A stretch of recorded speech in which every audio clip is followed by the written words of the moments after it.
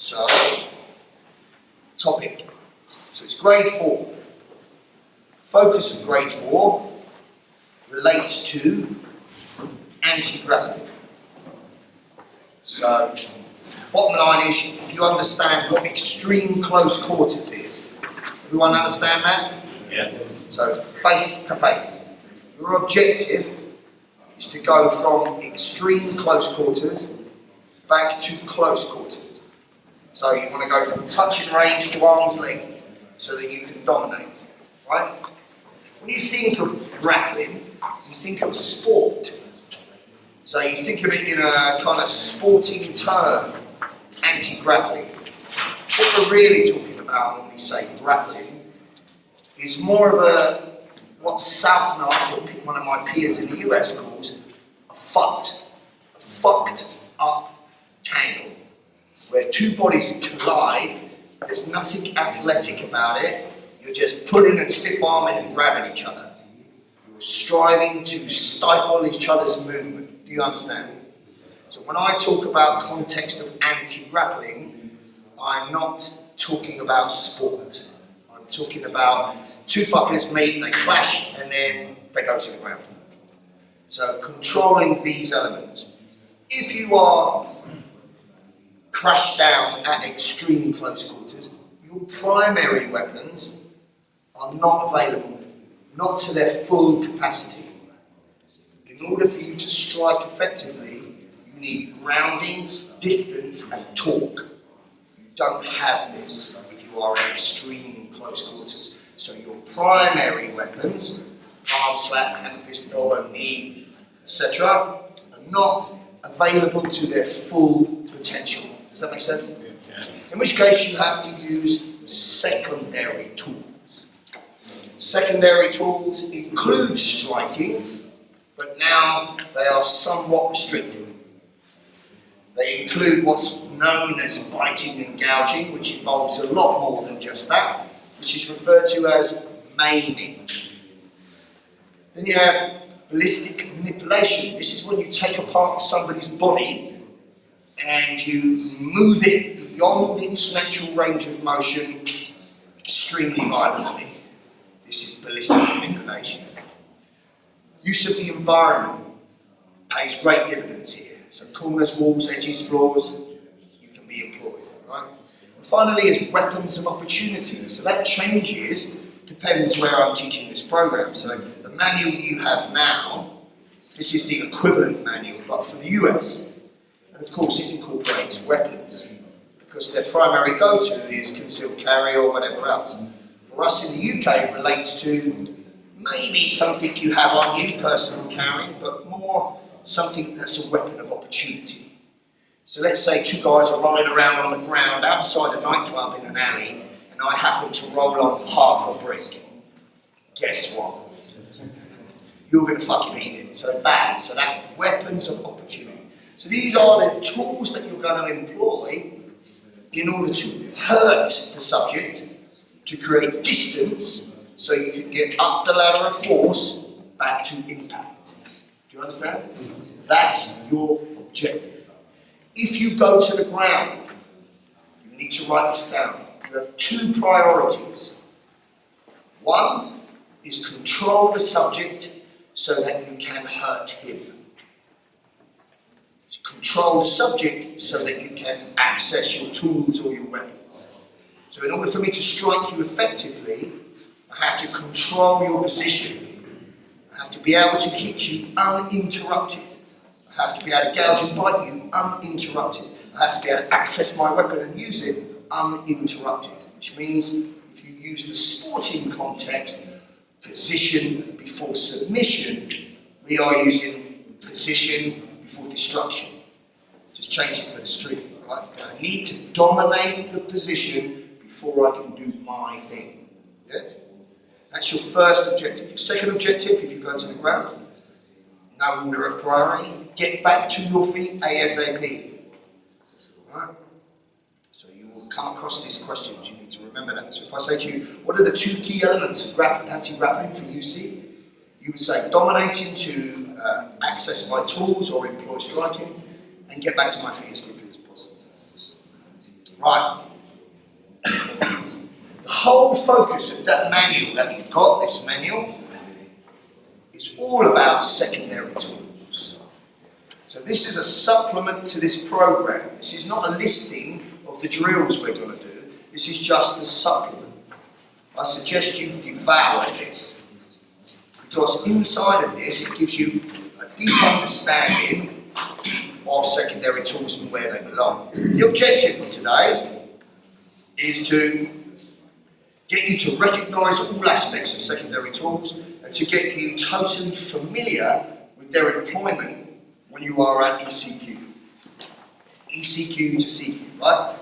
So you are going to learn. So if I teach you the principles of how to use secondary tools from here standing up, you will recognise the same idea if you were sat seated in a car. You will recognise the same idea if you are down on the ground in the corner. It's the same principle application. So I'm going to teach you how to fish, and then you are going to catch your own fish. Do you understand? As an analogy, right? Good. So what we're looking at is how to get from ECQ back to CQ in order to dominate the engagement quickly and get gone. Right? First thing is, you need to ask yourself, how do you end up here? How do we get here? Well, a number of ways, but primarily, two combatants are usually having a problem with each other at normal conversation range. One will hit the other, and then because the person is not unconscious but doesn't want to get hit anymore, he will crash forward to shut you down. So imagine a good boxer picking you off, and you couldn't box. The only thing left to you would be to smother his movement so he can't use his arms. Can you picture that in your head?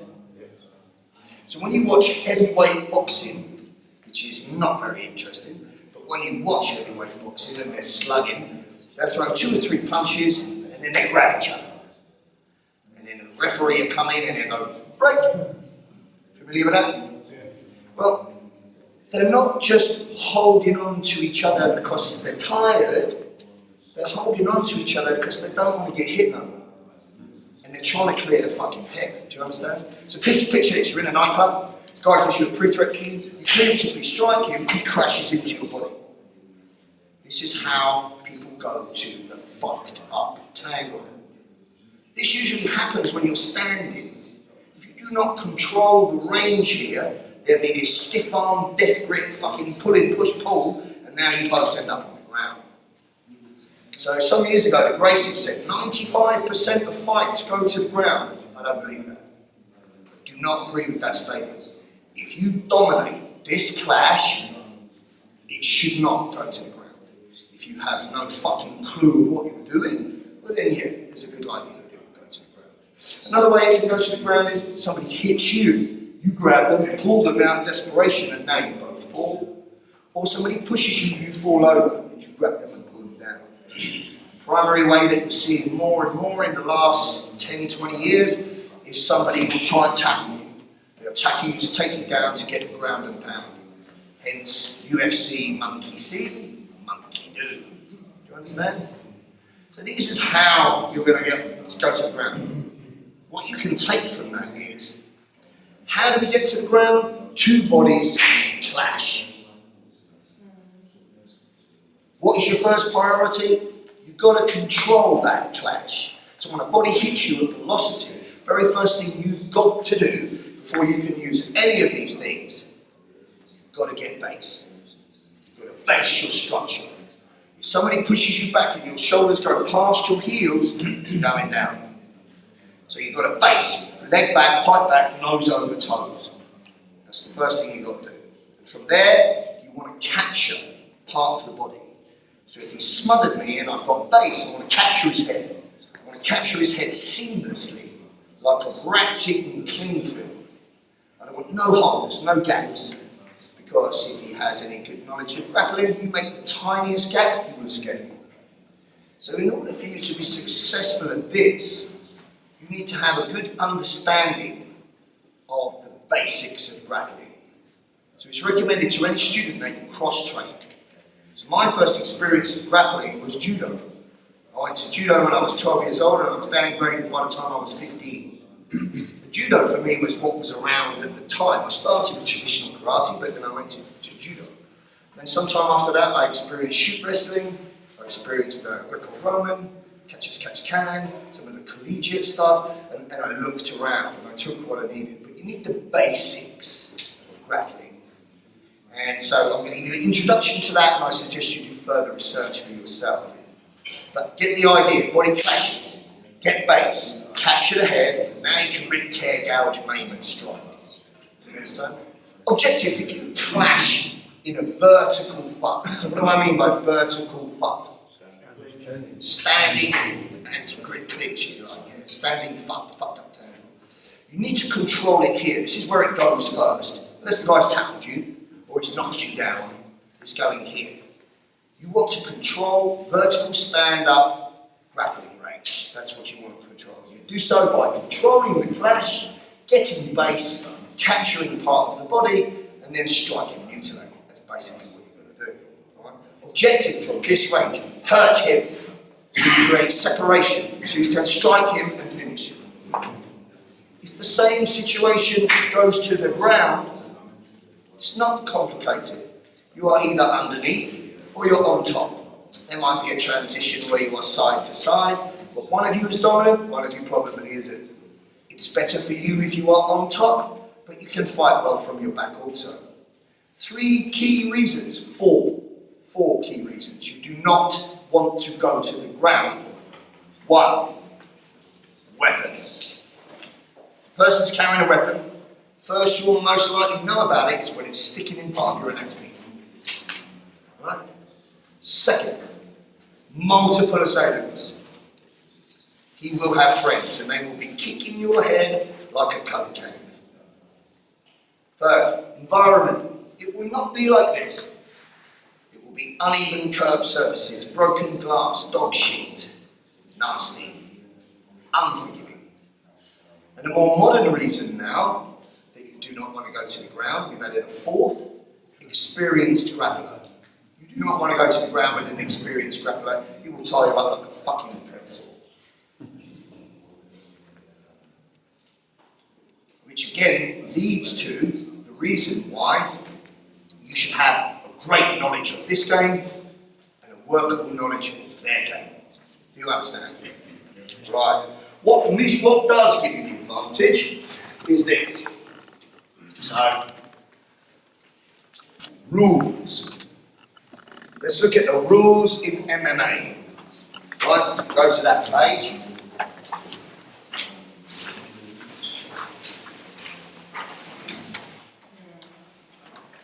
Right, first, you're in no particular order, right?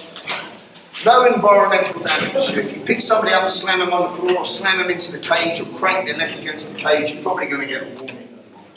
You're not allowed any weapons in UFC, are you? No weapons. Can't bring none home.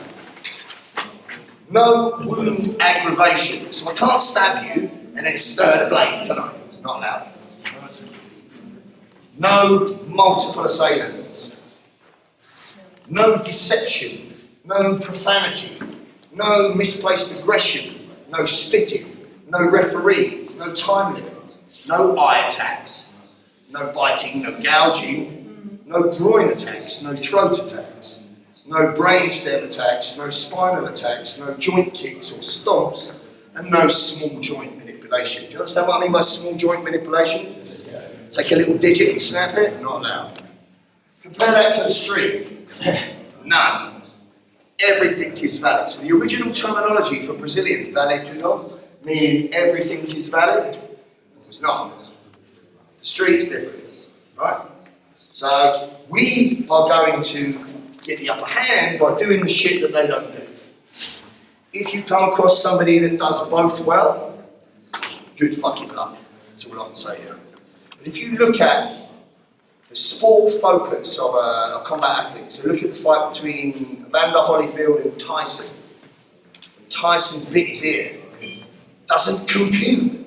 It just doesn't compute. So it's not expected. Although these days, people are training. People are learning our shit too. But the best chance you've got, get a good working knowledge of both. Do you understand? You're restricted strikes then, your secondary tools rather, are all these. There are a few more secondary tools that don't necessarily relate to grappling, and they are chokes and strangulation, control and restraint, low line kicking, and takedowns. These are also secondary tools. Right. The primary place that this clash will take place is when you are standing. So we're going to start with vertical fuck. Unless you're tackled to the ground or knocked or tripped over whilst entangled with your adversary, in which case you are both likely to go to the ground. The areas of concern that we are going to fixate with in terms of UC's anti-grappling program, we run a program in its entirety called the last resort. So grappling is the last resort. You should never seek to go to the ground, it would be suicide. But the areas of concern are, we'll write them down for you.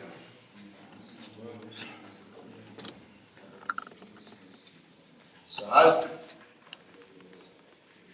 vertical fuck.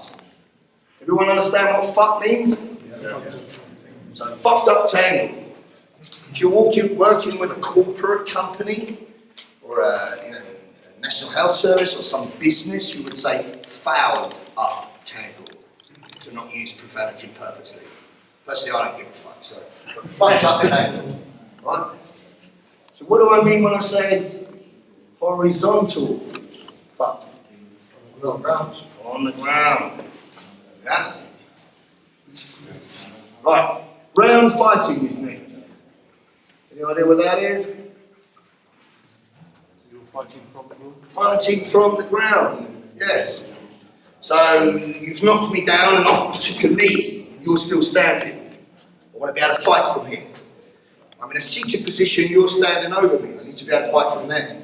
Or worse than that, you knocked me down and now I'm on my back. You're trying to kick me in the head, and I need to fight from the floor until I can get back up. Do you understand? Yeah. The next one is controlling in-fight weapon access.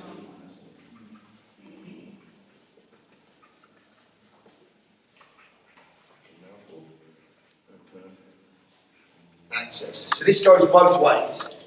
I want to recognise the moment when I'm in this fight with somebody, stood up or on the ground, the second that they go to reach for a weapon. So I can tell you from experience, if you are struggling with somebody that's been dynamic and they suddenly realise they have a tool, there is a vacant moment.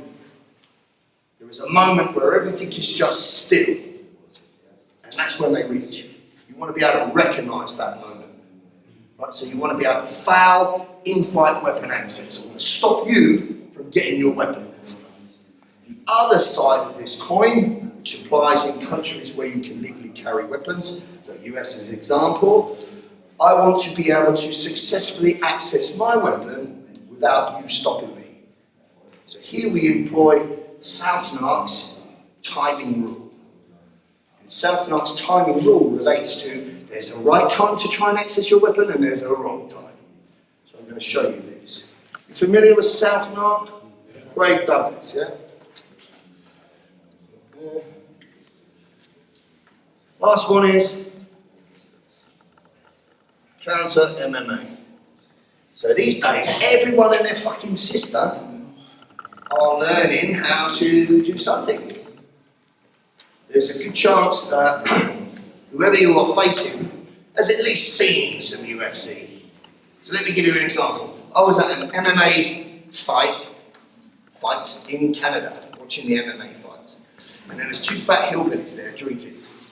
And they never lifted a weight in their life, they'd never been in a gym in their life. They were just fat hillbillies drinking beer. But they loved the fights. They loved the fights. And they're sat there and they're shouting out, go for the tackle, take the triangle, get the guillotine. So they know all the shit. Later that night it kicked off and they were amongst it. And one of them, sure enough, tried to tackle some bloke, get them out, and got his fucking head hoofed by the guy's friend.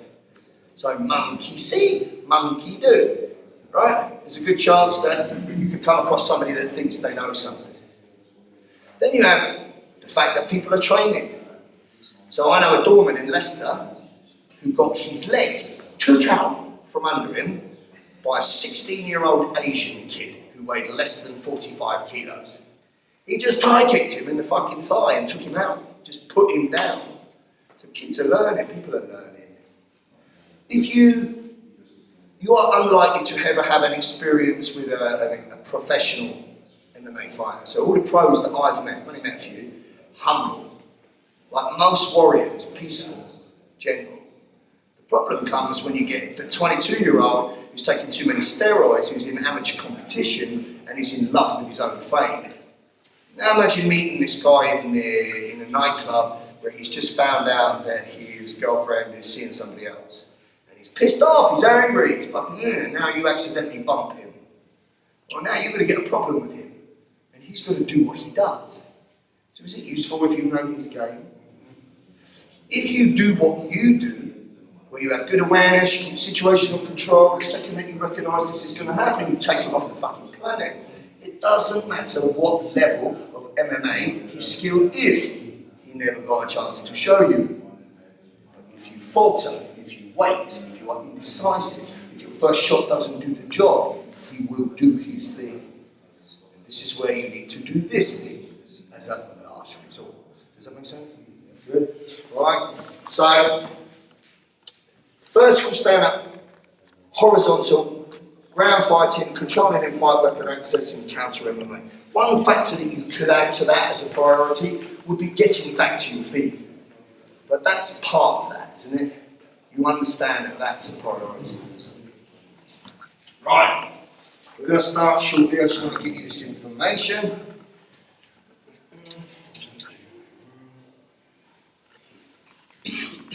Right. Your objective, like I said, this is a need to know. Your objective in a standing fight is to hurt him, to create distance so you can fucking dominate. Win. If you're on the ground, your objective is to hurt him so you can create distance so you can get back to your feet as quickly as possible. That's the priority. Not finishing the subject, getting the fuck up. Understand? Yeah. Right. We're going to start then with a bit of a warm-up.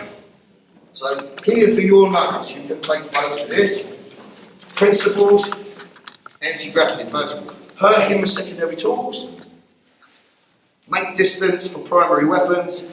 Finish the subject with impact. Yeah, you can come over and take this when you want. On the ground.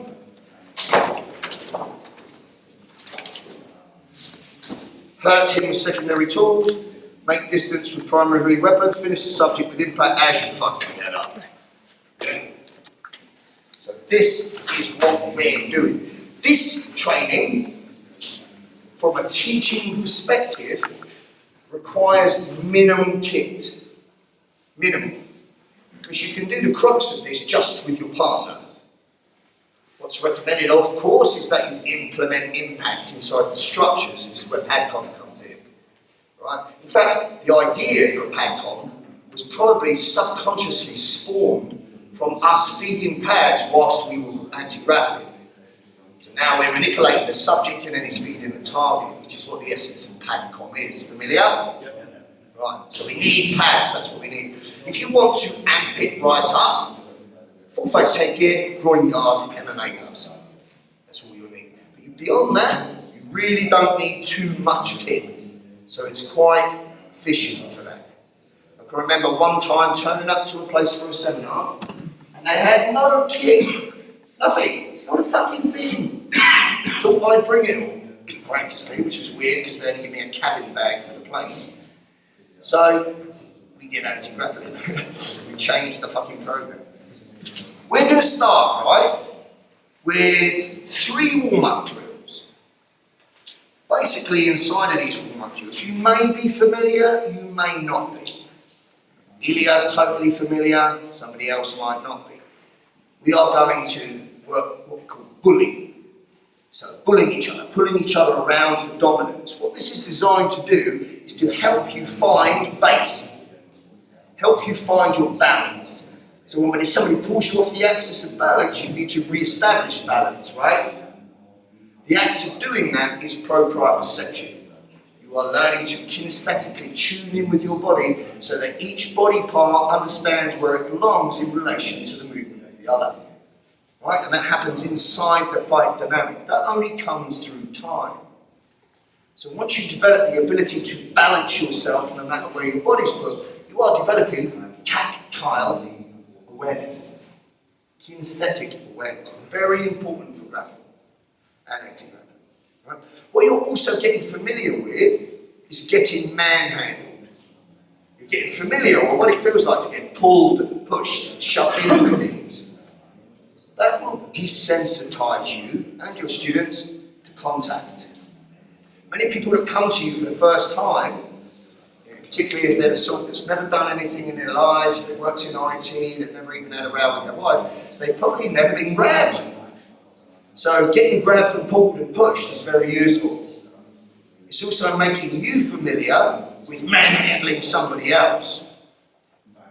The two key components to any combative method, look through history, go right back beyond the Spartans, you will see the two sound foundational stones are pugilism, so punching and striking, and wrestling, manhandling. That's why I put my boys into judo as the first thing they did from very young, so they can manhandle when they get them manhandled, and then boxing.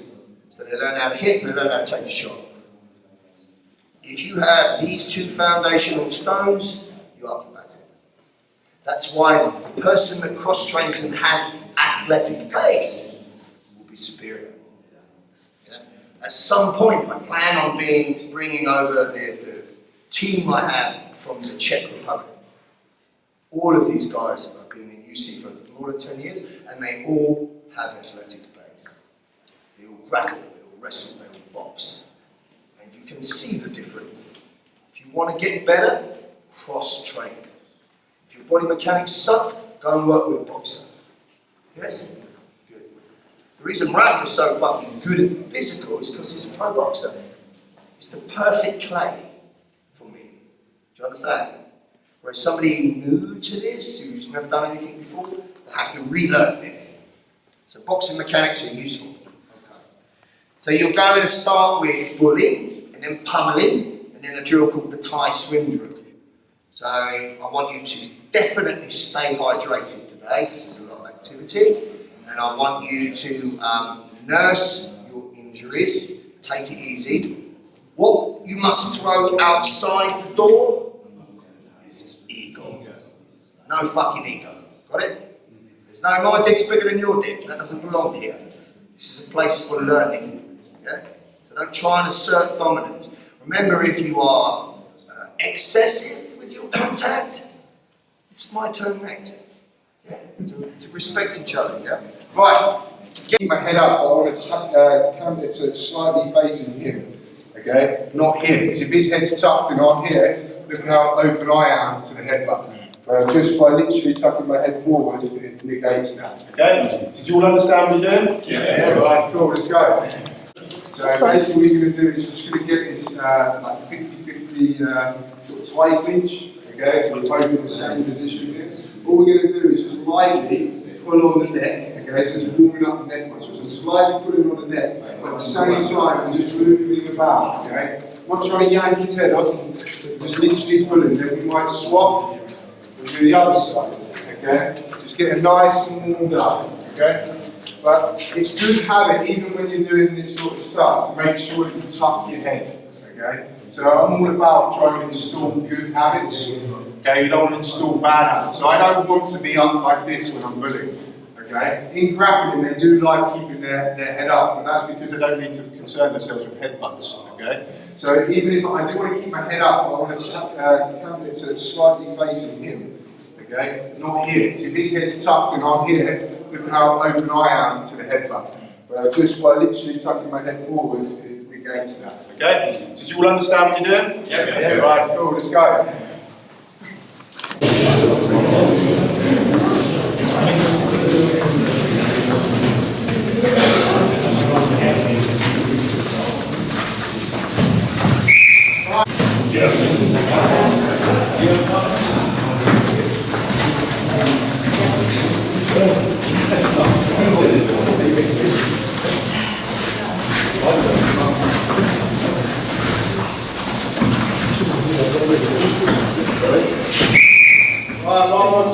So basically what you're going to do is you're just going to get this like 50-50 sort of tie clinch, okay, so we're both in the same position here.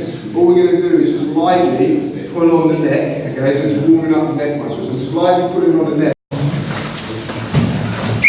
Right, change partner, get somebody else, that's right. Remember when you're doing this, the idea is just to lightly pull on the neck, just keep on pulling.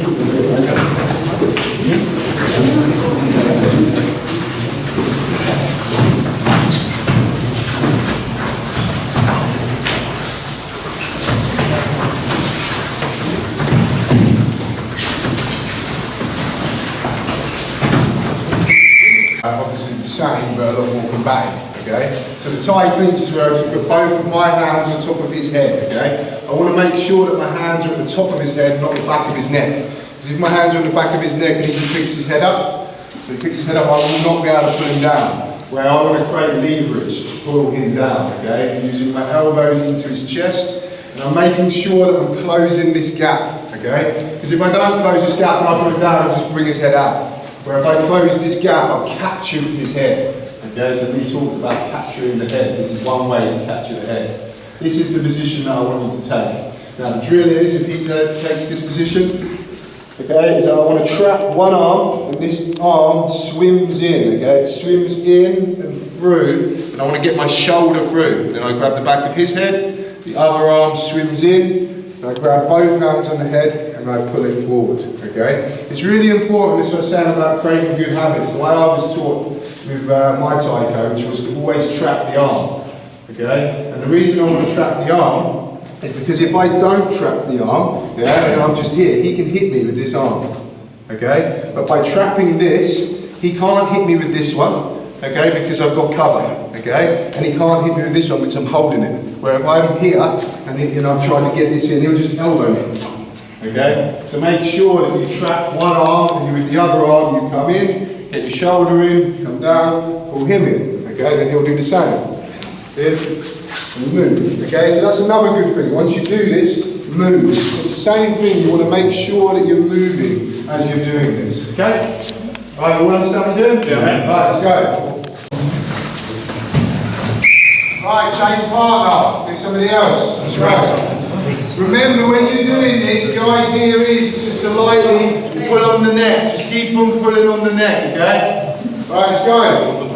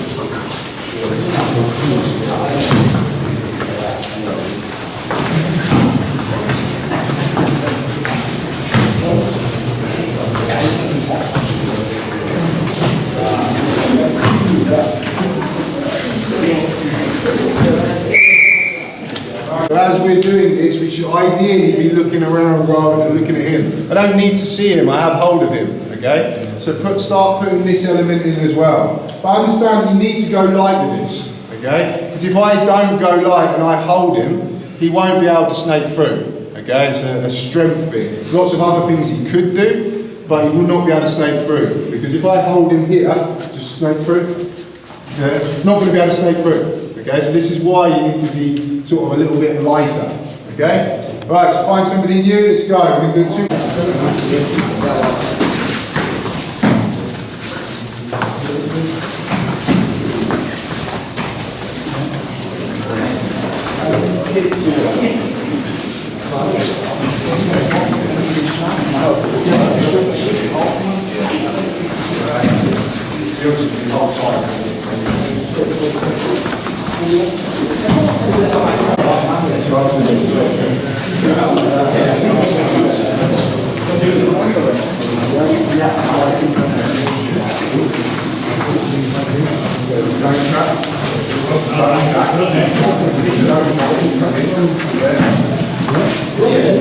just literally monitor them, but you track it, you track it. They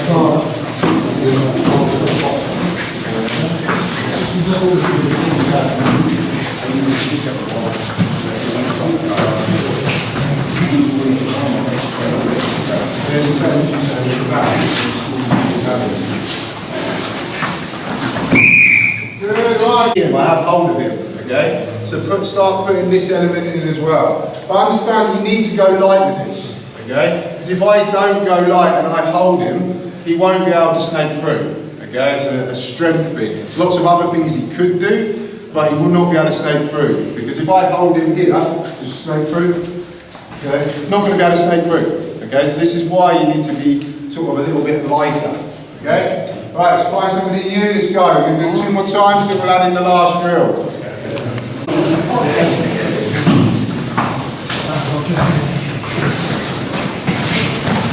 Look around.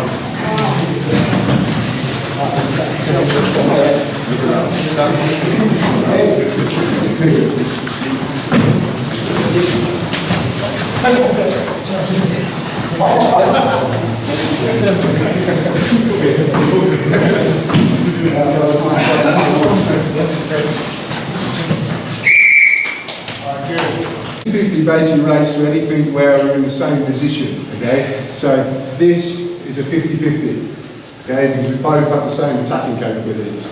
This is a 50-50, okay? So there's different names for this, but I've always known it as pummeling. The idea is that we have one under, one over. From a wrestler's perspective, a lot of times they'll be looking to come underneath and get double unders, okay? Now, obviously that's not what we're looking for from a street perspective, but you need to be aware of it. Okay? So the idea is that I'm going to swim in to get this position, but to stop me from getting this position, he's now going to swim in. Okay? And you can start stationary without moving your feet, but ideally you want to move your feet each time, and you want to start moving around. So the most basic version of this, don't move your feet, is that we just move the upper body here. Okay? It's just here. But you see that's swimming in, and I'm ideally trying to get up high. I want to get this underhook and it wants to be high. Because if it's high, I can start to manipulate him around, okay? So you want to keep this high, not low. But when you start getting better at this, you can start switching your feet. But it's the same thing again. What I don't want to do, look at my head now. You see my head? It's up, okay? We don't want that. We want it slightly down and tucked in, okay? Ready for the headbutts. Because if it's up, he can just put in that, he can just whack in that headbutt. Okay? Move around, remember when you're doing this, scan your environment. And if you want, use the walls. Take it to the wall, okay? You want to learn to grapple in the environment, right? You want to understand what you're doing? Yeah. Right, good, let's go. It is the pummel or the 50-50. You're familiar with this position? Okay, so the 50-50 basically relates to anything where we're in the same position, okay? So this is a 50-50. Okay, because we both have the same attacking capabilities. This is a 50-50, okay? So there's different names for this, but I've always known it as pummeling. The idea is that we have one under, one over. From a wrestler's perspective, a lot of times they'll be looking to come underneath and get double unders, okay? Now, obviously that's not what we're looking for from a street perspective, but you need to be aware of it, okay? So the idea is that I'm going to swim in to get this position, but to stop me from getting this position, he's now going to swim in. Okay? And you can start stationary without moving your feet, but ideally you want to move your feet each time, and you want to start moving around. So the most basic version of this, don't move your feet, is that we just move the upper body here. Okay? It's just here. But you see that's swimming in, and I'm ideally trying to get up high. Okay, I want to get this underhook that wants to be high. Because if it's high, I can start to manipulate him around. Okay? So you want to keep this high, not low.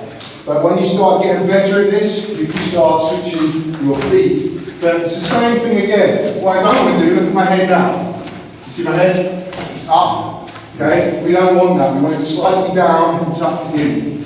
Okay? Ready for the headbutts. Because if it's up, he can just put in that, he can just whack in that headbutt. Okay?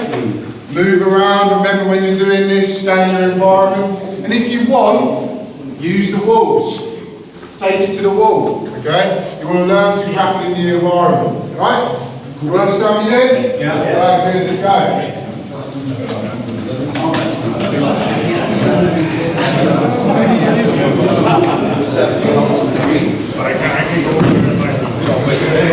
This one goes in, you step forward. This one goes in, you step forward.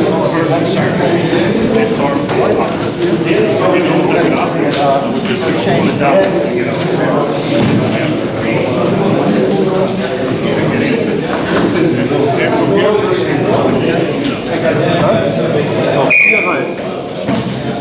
Small comment. It's also about the common basic things, and that's finding your control. So if you sneak in, don't keep this loose. The point is, control this arm, squeeze. This is the good habit you just talked about. This is what you want. And the other side around, again, find back your base and your control. Yes, that's really important. So add it in. Ready? Where we work through positions, but straight away we change, we're moving, just grappling, moving about, okay, just taking different positions, okay, and while you're doing it, trying to look around, yeah, trying to look around as you're doing it, okay, just move about and play, okay, but the idea here is sometimes to try and feed your partner. It's not always to be non-compliant. So I might give him this high arm so that he can recognise when to come underneath. I might give him my arm here, just give him this arm so he can arm drag. Okay, we're playing, we're feeding each other. Okay? Yeah. Alright, so we're just going to do this with 3 different partners, and that's the end of the warm-up.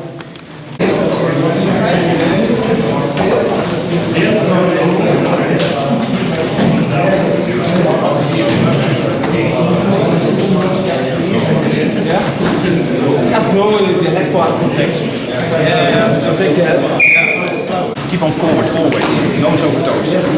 That's it. Better. Now position. Slide in.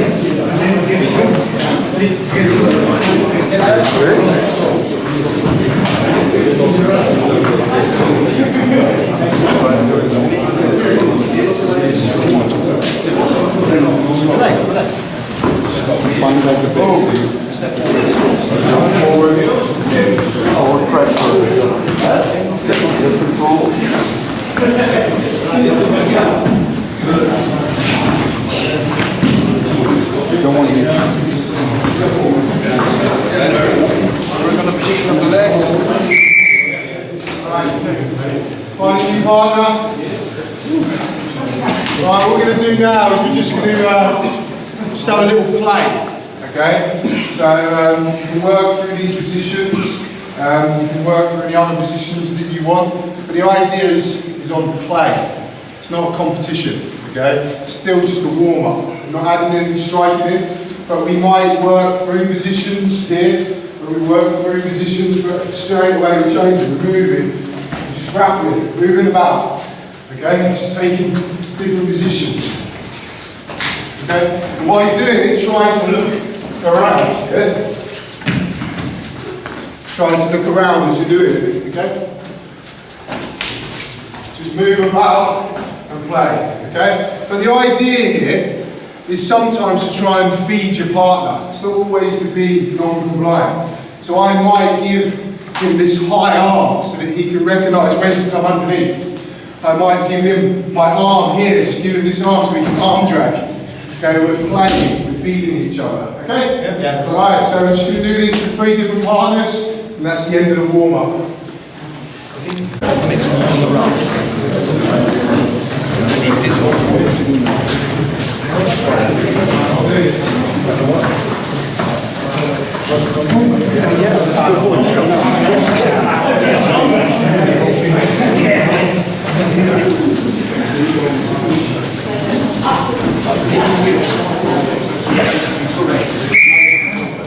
Right, change partners.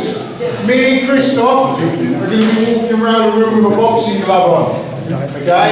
If we see that you're not looking, we're going to give you a dig in the head. Okay, you understand what dig means, yeah? A little strike. Good.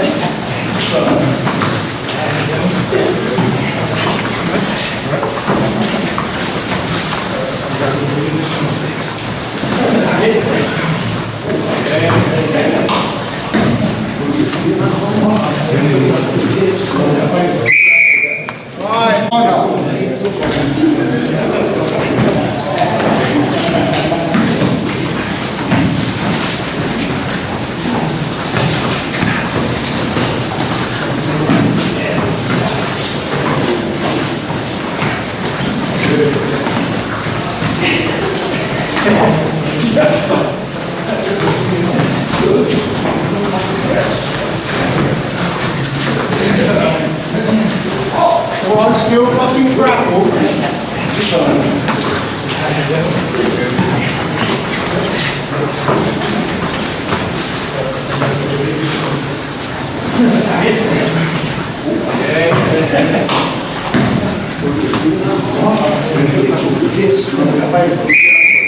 Right, last round, I give somebody you. Sorry, coming.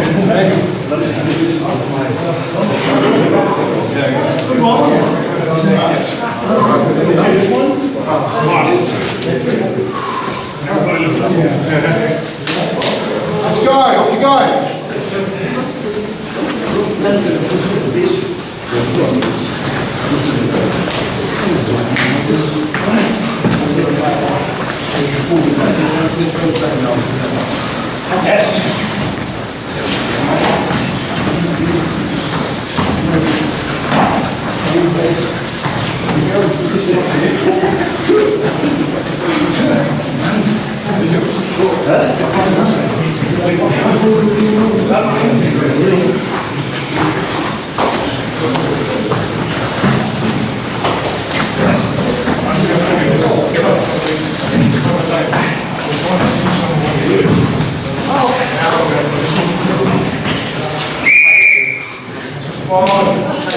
Right, just grab a quick drink and then come back in. You target acquisition. So when you're simulating gouging and biting and headbutting and elbowing on a pad, unless it's a facial contoured pad, you're just hitting a flat structure. It's two-dimensional.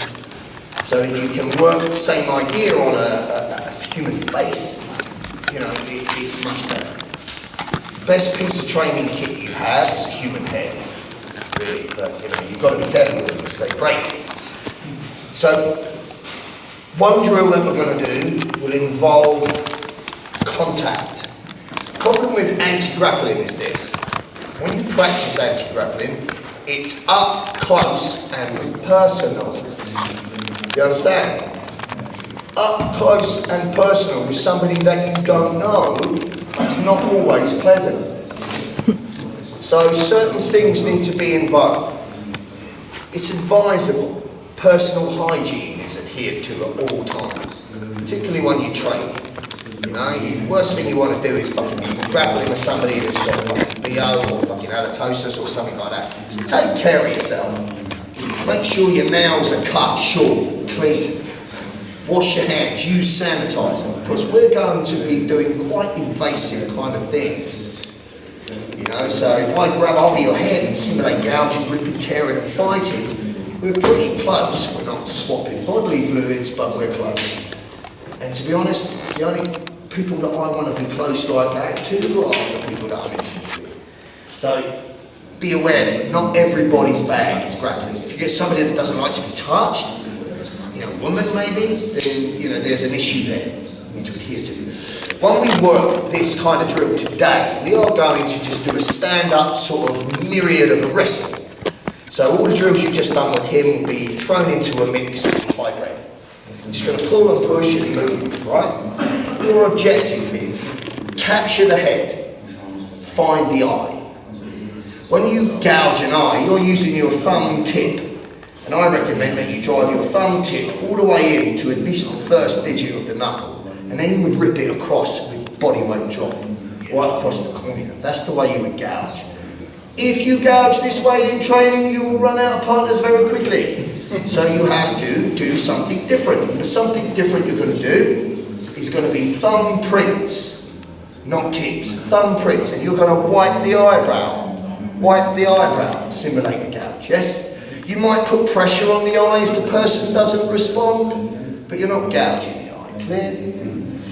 When you find the eye, you will create distance. You can find the eye this way, so I could be here, and I can find the eye like so, or he might fail that for me, and then I find it like so. You understand? However you find it, I don't give a fuck. Find the eye. When you find the eye and apply pressure, the subject will move away from the source of agitation, which gives you space. Now, find the bite. If you are going to bite, You simulate the bite, you don't really bite. Understand? Unless it's somebody who you are very close to and that's your thing.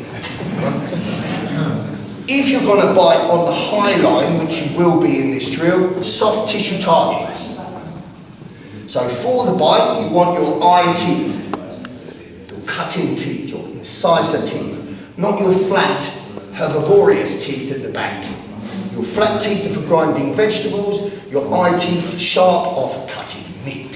Do you understand? Carnivorous teeth. So you are going to use these teeth. When you bite, for real, you would catch the subject first so they cannot move away from you. Now you can bite uninterrupted. When you bite, you would take a small piece of flesh, not a large amount. So you don't bite the whole arm, you would take a small piece. Soft tissue targets on the face, nose, chin, eyebrows, ears, neck, cheek. These will give you an effect.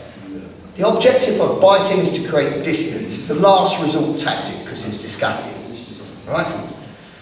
There is a danger of cross-contamination from bloodborne disease, of course. But you need to understand facts and the dynamics. And any general practitioner and medical doctor will tell you. You have enough bacteria in your mouth, naturally producing bacteria, that's the first stage to digesting your food, that will kill most bloodborne disease on contact.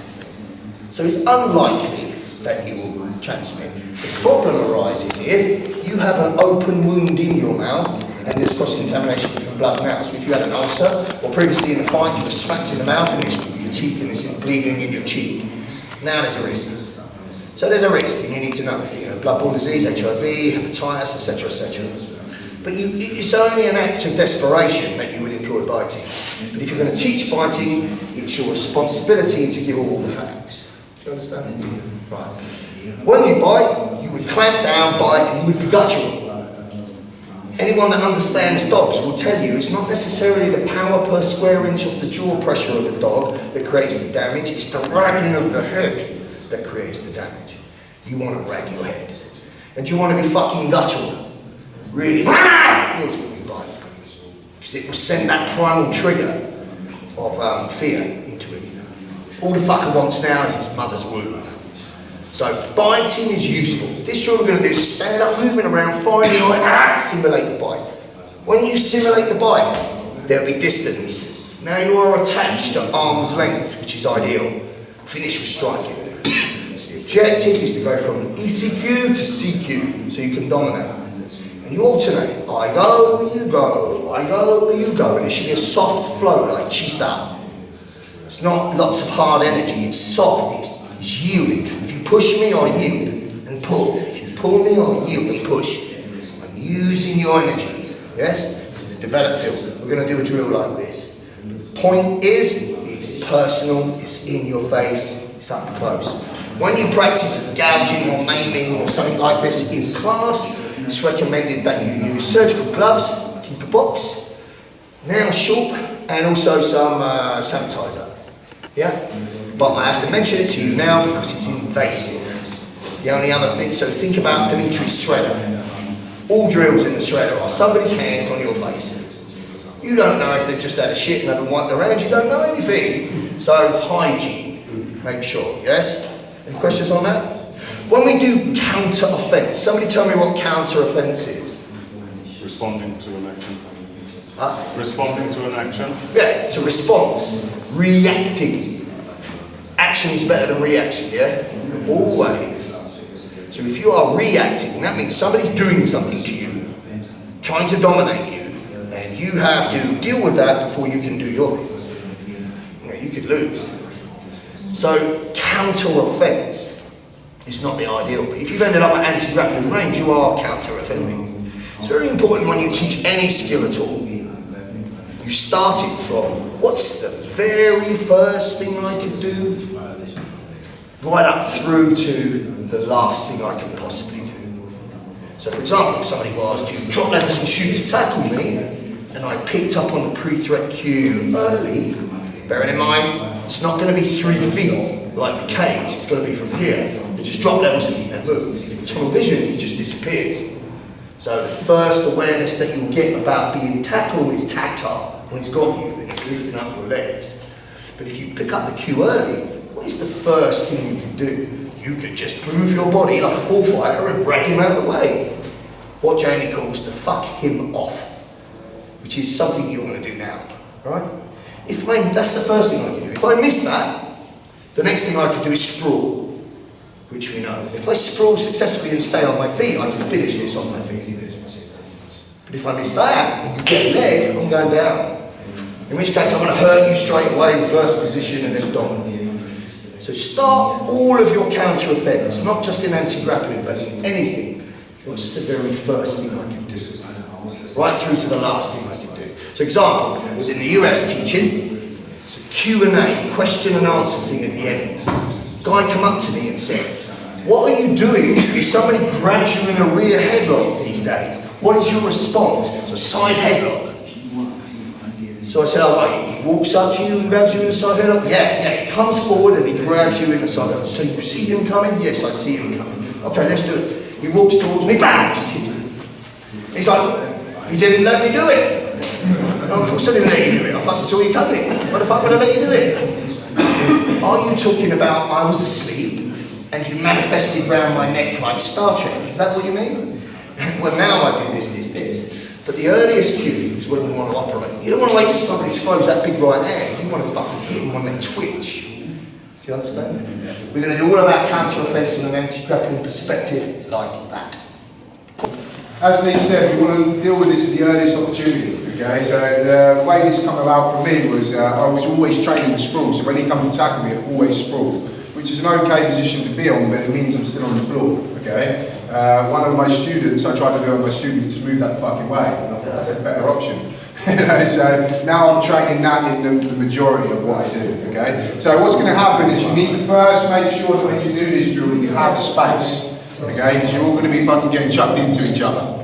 It's going to start with a little bit of a distance first, and he's either going to come forward to try and tackle me high, or he's going to try and come forward and tackle me low. I don't know, I don't really care, okay? The same thing applies. All I'm going to do is I'm going to literally move out of the way, and if possible, I'm going to redirect his energy. That's why we call him the fucking off. The harder he comes at me, the harder he's going to be fucked off against the wall or into some chairs or whatever's behind me. Okay, I've employed this for real, and I've employed it countless times in scenario training. Okay, it's a fucking great tactic. So all he's going to do, just for the purpose of this, just come from my legs. But make sure when you do this, you can start a little bit lighter if you want, but it don't fucking work. It's got to be full committed. Yeah, so you're all trained to be instructors here, which means that you should all put in that intent. Okay? So he's going to try and come forward and tackle me. Okay? Okay? You can see this is why you need room. Okay? We'll start at a distance, then I'll take it to here, no dialogue. He tries to tackle me. No move. He might catch my legs. If he catches my legs, what do you think I'm going to do? What's the first thing I'm going to do? Stab him in the brace. Sprawl. No. So if you're not quick enough, what I would suggest is that you move back out. Because the idea of this drill is not to do the sprawl, it's to do the redirect. Okay? So if your partner starts catching you here and you don't know sprawl yet, okay, then don't do it. Just go back and go to a distance that you feel comfortable with. Okay, if he comes on the high line, so he tries to grab up here, so he tries to grab here, same thing, just move, get out of the way, okay? The last thing you're going to do is you're going to take it to conversation.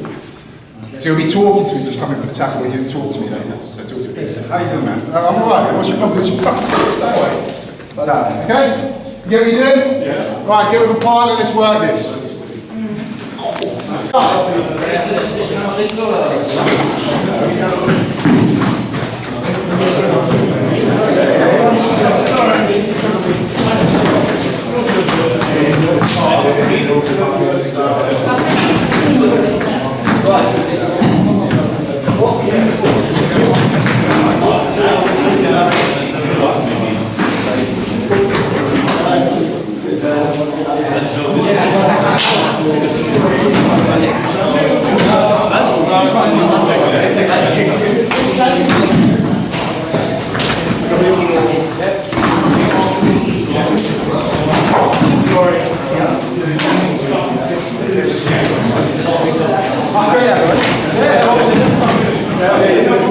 Yeah.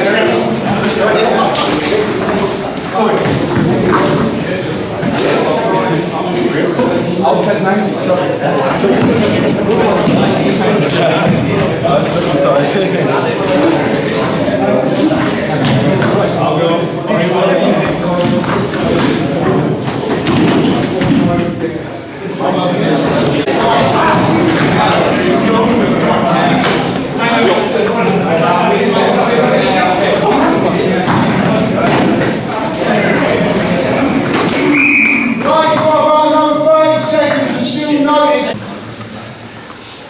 The two elements of combative training that are the most tiring are grappling and multiples. Fucking tiring. So there's a need for conditioning. If you look at a lot of top level wrestlers, they're fit. Fucking fit and conditioned. Insanely. You know, I believe more so, it's certainly equal to boxers, but different type of fitness, just power endurance. Really, really fit. This is fucking knackering. Couple of things. First thing, whenever you do a drill inside of a large group, you have an opportunity to enhance one of your senses. So, you should all be familiar with the term Tier 1 civilian. Are you familiar with that? Yeah. So it means the best of what you can be. So that would be the most badass you that you can create. And there'll be certain attributes to that. Obviously a mental platform, physical skills, they'll be the primary. But you want to be able to improve everything.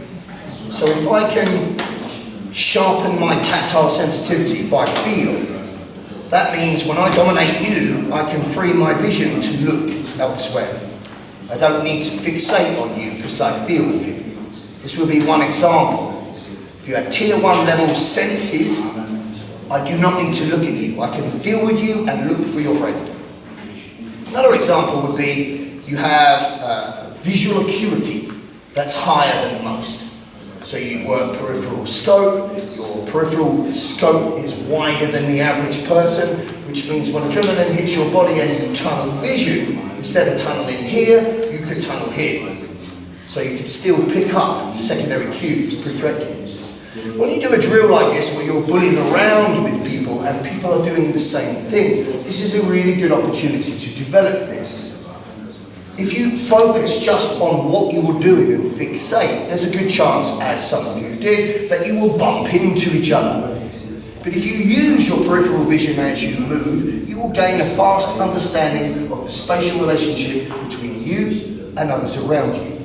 That's fucking useful, particularly when you're moving through a dangerous space during a fight time. Do you understand? So imagine having a fight in a pub, really busy, really crowded.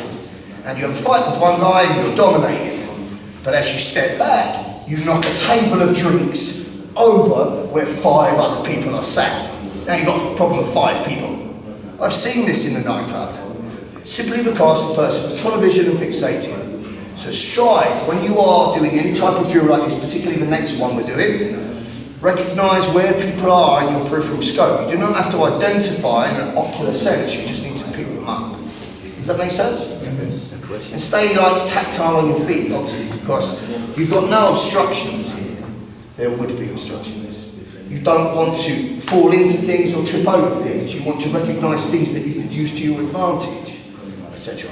So develop your peripheral scope in the fight is a useful skill. If you can do that effectively, you will make your OODA loop smaller, tighter, faster moving. The smaller the OODA loop, the faster the orientation.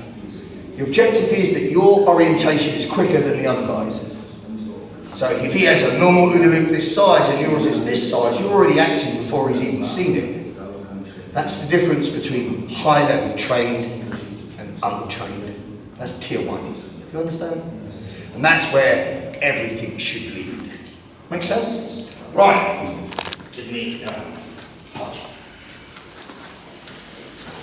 All you're going to do now is just move around, right? You're just literally just going to hold each other and move. And wherever you are, you're just going to seek to find an eye. So here, find the eye. Right? Here, find the eye. As soon as I find the eye, simulate the bite. So you're going to simulate the bite, boom, boom, there's my shot. Then it's his turn. not going to give it to him, I'm going to try to take it away. And then we'll go back here. Down here. Yeah. Gently. Nice and big. So it's moving around field. If you can't get it here, go here. If he drops his head, go under. If he moves away, go this way. Get the eye, turn the head. Expose the chin, and ear, the cheek, the nose, whatever. So he's moving, nice and light. Gouge, eye, strike. Go, gouge, eye, strike here.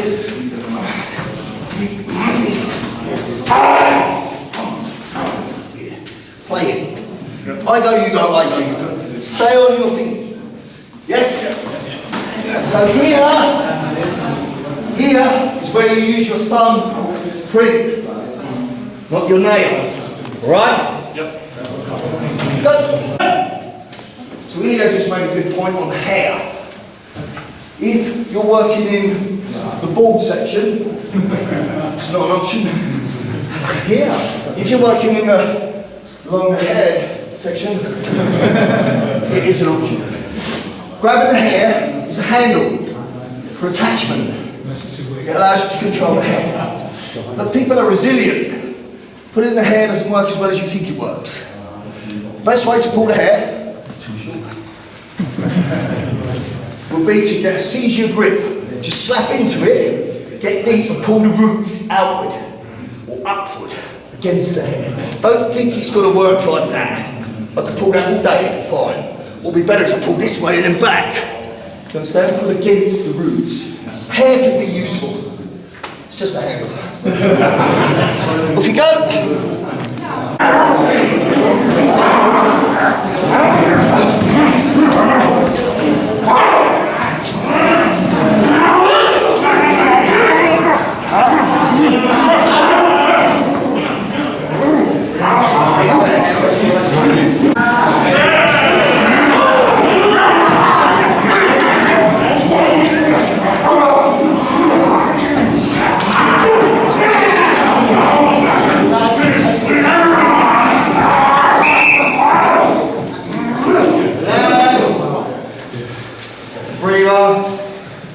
So, think about what you're doing.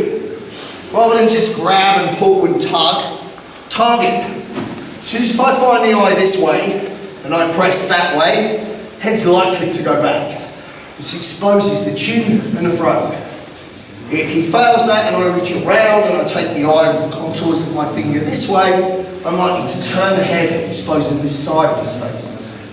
Seek it. Think about it like chess. I want to get in here so I can do this, so I can do that. Yeah? Rather than think nothing and just see what comes out, plan. Yes? One more. 30 seconds.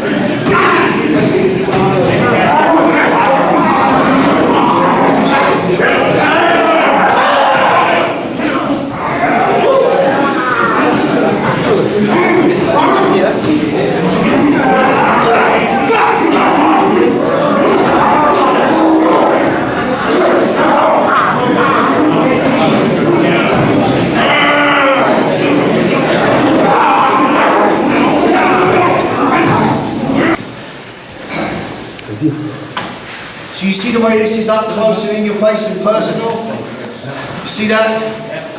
Some of you may like it, some of you may not. You could, you know, get quite familiar with it very quickly, or you could have one bad experience and it puts you off. You know? So, bear in mind the issues that I said. Keep the nails short. You don't want to go home with loads of scratches over your face looking like a fucking rapist. You know? So, keep your nails short, sanitise your hands. if you're doing particular maiming work, which we're going to do, so I'm going to show you how you can use your fingertips and your thumbs properly to rip, tear, gouge, maim. You know, there's a correct way and there's a wrong way. When you do it with a partner, it's very invasive. So surgical gloves or and or sanitizer is useful. Okay. Right. Another consideration. If you really want to enhance that, you would take it into a smaller environment. So the ECQ room. And if you wanted to really bring out your maximum potential, do it blindfolded. Or do it in the dark. So you cannot see. If I can feel where your head is, I know where my target is. Do you understand? Which very quickly translates to, if I'm in a clinch with you moving around, I can use you as a shield while I look for your friend. When we come to multiples, that will be an issue.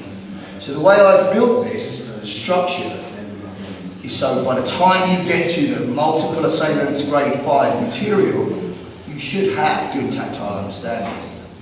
Does that make sense? Yes. Right, we're going to... Do you have any technique or drill which can enhance, improve the peripheral vision, or is it just yes, peripheral vision. Yeah. Yeah, sure. Okay, you want to see it? Yeah. Right, stand up where you are. It's very quick. Yeah. Did you like it? See it again? Oh, really? All right. What was the magic word? Right. So, if you take a soft focus means don't hard stare, don't fixate, just generally look at about the waistline of the person in front of you. So in my case here, in your case me, right? About where you are in the room, just a projection of your vision about midline. And while you do that, take your hands out to the side and wriggle your fingers. The objective is that you calibrate your peripheral scope. I can see this and I can see that without looking. Are you both there? Now take it as wide as you can until you actually lose one. And when you lose it, just bring it back so you can just see. Right? This is the extent of your peripheral scope now, under no stress, no adrenaline. Right? Notice now, if you take your hands lower and right back, and you look down slightly, how you can see what's behind you. See that? Right? So your calibration currently is about this wide. Yeah? Habitual practice of anything. So here's how I was taught this. They said to me, do this drill. How many times a day could you do this? Limitless, right? You look a bit of a cunt if you do it in public, but you know, you could go anywhere and just do that. Let's say you did it 20 times a day for 21 days. 21 days apparently is the number. 21 days of consistent practice of anything turns something into a habit, habitual. So I took this test, and the test was your peripheral scope will go from here to about here. I did it for 9 days straight before I recognised a massive improvement. The improvement I recognised was there's a busy high street here for traffic, public path here, shops. As I'm walking, there's a break in the road, it's a service road, and it goes 50 metres to the end where there's a car park. And I walked this way across the road, made sure there was no traffic, and in my peripheral vision, without looking, I saw a pink dustbin truck. Pink dustbin truck. I saw it clearly. Well, that's a pink dustbin truck. And then I looked and it was a pink dustbin truck. Right? Doesn't matter if it was pink, red, yellow, or periwinkle blue. I just saw the fucking thing. And I saw it in my peripheral scope, which I'd never noticed anything in before. So that told me that my peripheral vision had widened habitually. So how does that translate to the real world? Well, let's say that previously I didn't do that. Well, my vision tunnels, it will be here, like a cone. But with habitual practice for enhancement, when it closes, it'll close to 10 to 2. So I've got this instead of that. But that can be the difference that makes the fucking difference. So let's say I'm dealing with you, and your friend's trying to sucker punch me, and I catch him in the corner of my eye. Now I see him. See the deal? Whereas before, I may not have picked it up. So it's proven under adrenal stress, if you can enhance peripheral scope, you get less closure. That's how. Yeah? Okay. First of all, we are going to look at vertical drills. We need to incorporate all of our secondary tools inside of this, right? So, secondary tools again.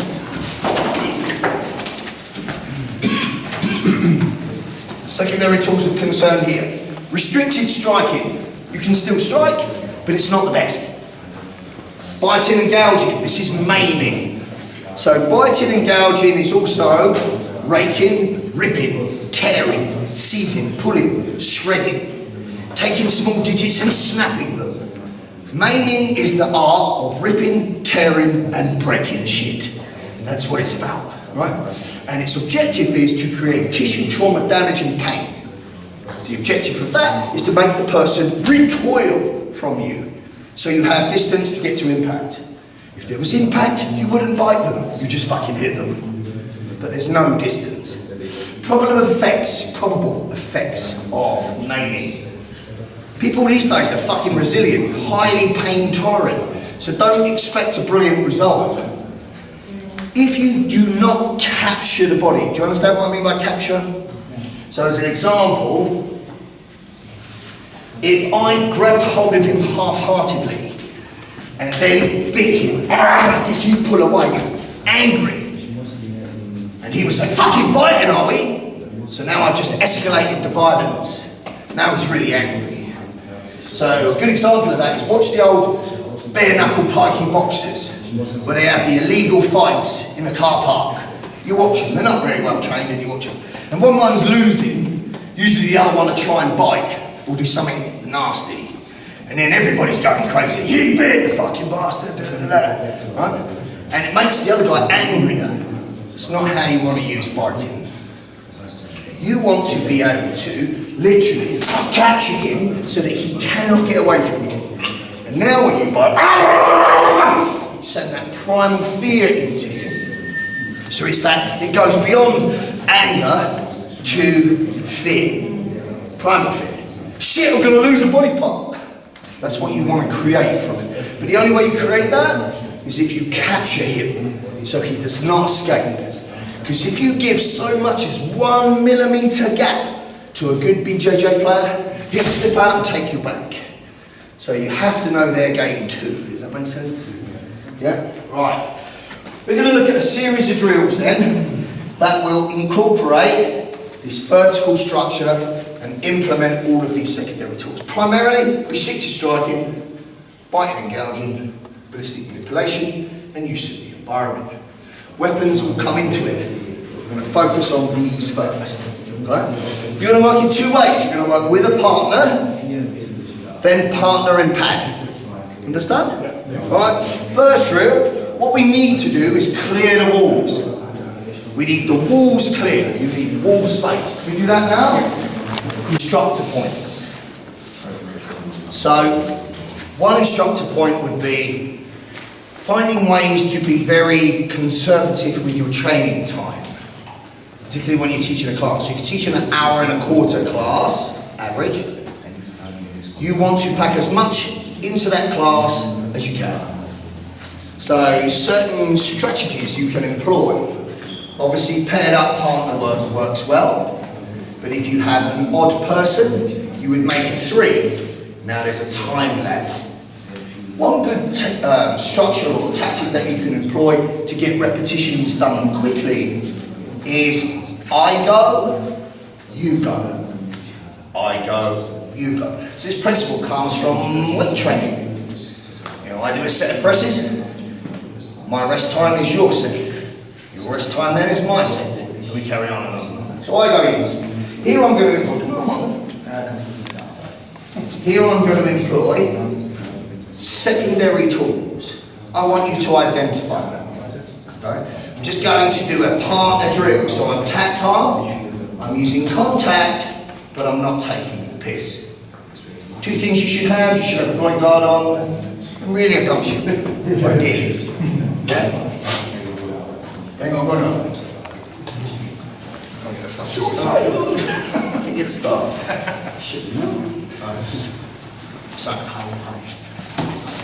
So do you understand what ballistic manipulation is? Somebody define it. Manipulating body. Shut up, you tell me. Take a body part and you take it beyond the range which it normally works within. Yeah, normal range of motion, you take it beyond normal range of motion, how? Realistically. Yes, of course. So, if you look at as an example of that, clinch. If I take his head and put it to my chest, under normal circumstances, when he feels that resistance, he will pike at the hips. That's the normal way he would employ it. I want to ballistically put his head here before his hips catch up. Does that make sense? So he just doesn't realise what's happening. So he moves back. Ballistically putting his head from here to here. Concussively. And when I do it concussively, there is another secondary tool inserted. So clinching him is a ballistic manipulation. Clear? What else is inside of this? Restricted striking. Incidental strike is restricted strike. That's what it is. So incidental strike and ballistic manipulation is my starter for 10. I'm also going to employ a high-low principle by tucking in a knee, which is modified somewhat because my back's to the wall. So again, restricted strike. What are you going to do? Literally from here, you're going to clinch, boom, and knee. This brings him here. Now I'm going to reach around for the face, incidental shot here. But because I want to make maiming apparent, rather than take the chin, I'm going to contour two fingers bent in this way, and I'm going to put them in the orbital socket of his eye. So, learn this now for maiming. Put one finger up. This finger by itself is a weak structure, do you agree? Very fragile, very potential breakage manipulation if it's gone in the wrong way. Now, curve it, tight. Now use it as your target this way. Now notice its potential for power. Now add a second. Yeah? Do the same one. This is what you are taking the eye with. Now do all your fingers. Okay? Again, strong structure. So where does that belong? Well, it would belong here. Here I take the eye, and then here I take the throat. Latch into one side of the larynx, so I've got a handle, and I pull it. You understand? So using your fingers in this way is how you make it. Curve. So here you're going to take 2 or 3 from this restricted strike, and you're going to reach for the orbital socket. You could reach for the contour of his mouth. And by contour of his mouth, I mean contour of his mouth. I do not mean inside his mouth. So I want to fish hook, but you don't fish hook by going in. You take the contour. That's all you take. Right? Because what's the danger? Biting. But if you know how to employ incidental strikes effectively, it will pattern interrupt that. So if I went like this and reached inside, you're right. But if I hit him with that, and this is loose, I hit him here, I'm slapping the rib. Slap and then the rib. So enough of a pattern interrupt. And bear in mind I'm just hitting him with the bites, yes? So, from here, ballistically clinch, knee on a half beat, reach for the contour of the eye. Now I want a ballistic manipulation that turns me out and him in. Then I'm going to take the top of his hair as a handle, because he's got hair, and I'm going to put my hand behind him for training, and then I'm going to go 1, 2, and boom, 3. Yes? The reality is, I bash his head into the wall, but for training, keep the hand there, and put it into this. So, clinch, knee, reach for the eye, rotate, ballistically manipulate, finish with a shot. What principle am I employing here? Who said cap? Who said it? You did? So if I'm here, crashing together. If I'm here, close quarters, I can just end it here. Probably would. But if for whatever reason I chose to go to ECQ, this would be crashing again. Then when I turn him, in this case, to put him into the wall, I'm putting myself to arm's length. Now I'm building the gap. And then, boom, I've got massive. Make sense? Crash step, build gap. Attack high and low, with restricted incidental strikes, ballistic manipulation, and use of the environment. Whilst you maim the face. See where it belongs? Right, so Andy coming in. Work hard. Right, so first, switch it. You're going to do what I just did. He's going to clinch, putting the knee on a half beat. Then he's going to reach for the contour of the face or mouth, rotate the head so he's into the wall. Ballistic manipulation. As you do that, push yourself to arm's length. Use the head off the wall, boom, boom, boom, and then finish the strike. Yeah, straight back up. For the purpose of this drill, you're just going to stay put. No escape, right? Now you go. So clinch, knee, reach for the chin rib, rotate into the wall, head off the wall, move to arm's length, finish the strike. See? I go, you go. Yes? Again, just flow it. Hold it.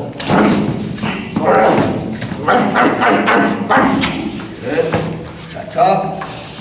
Now you go.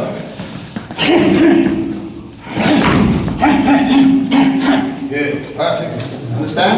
The only thing I would say personally for me, when I get you here, I could hit you here, but it's restricted. This buys me the opportunity to go, boom, big shot. Use that. I go, you go, implementing all of your secondary tools. You're going to work 1 minute. This is about tactile. Yes? I would also suggest that you try this, sir. I would also suggest that you try half your reps with your eyes shut, just to get feel. So slow it down, power down, speed down, feel up. Stop.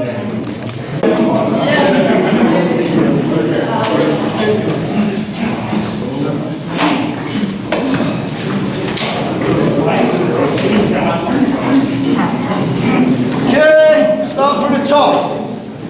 Work with me. Listen. Work with me. Follow my voice. Stand in front of your partner.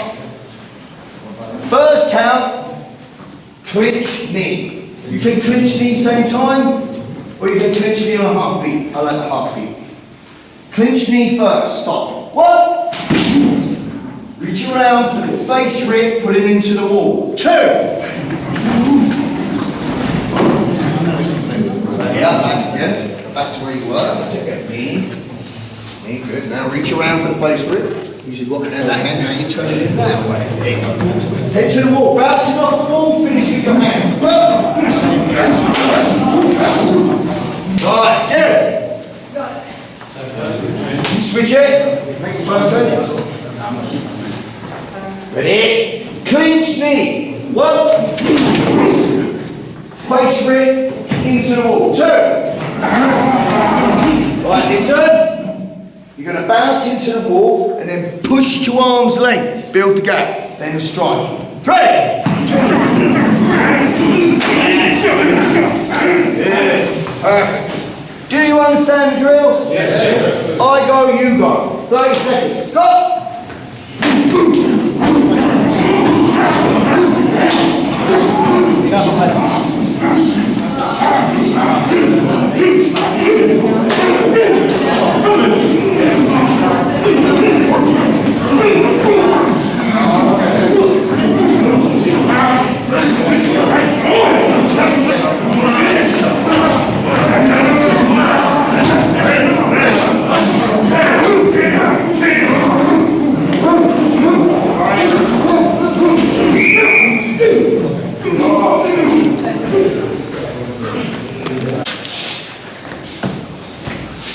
We're working from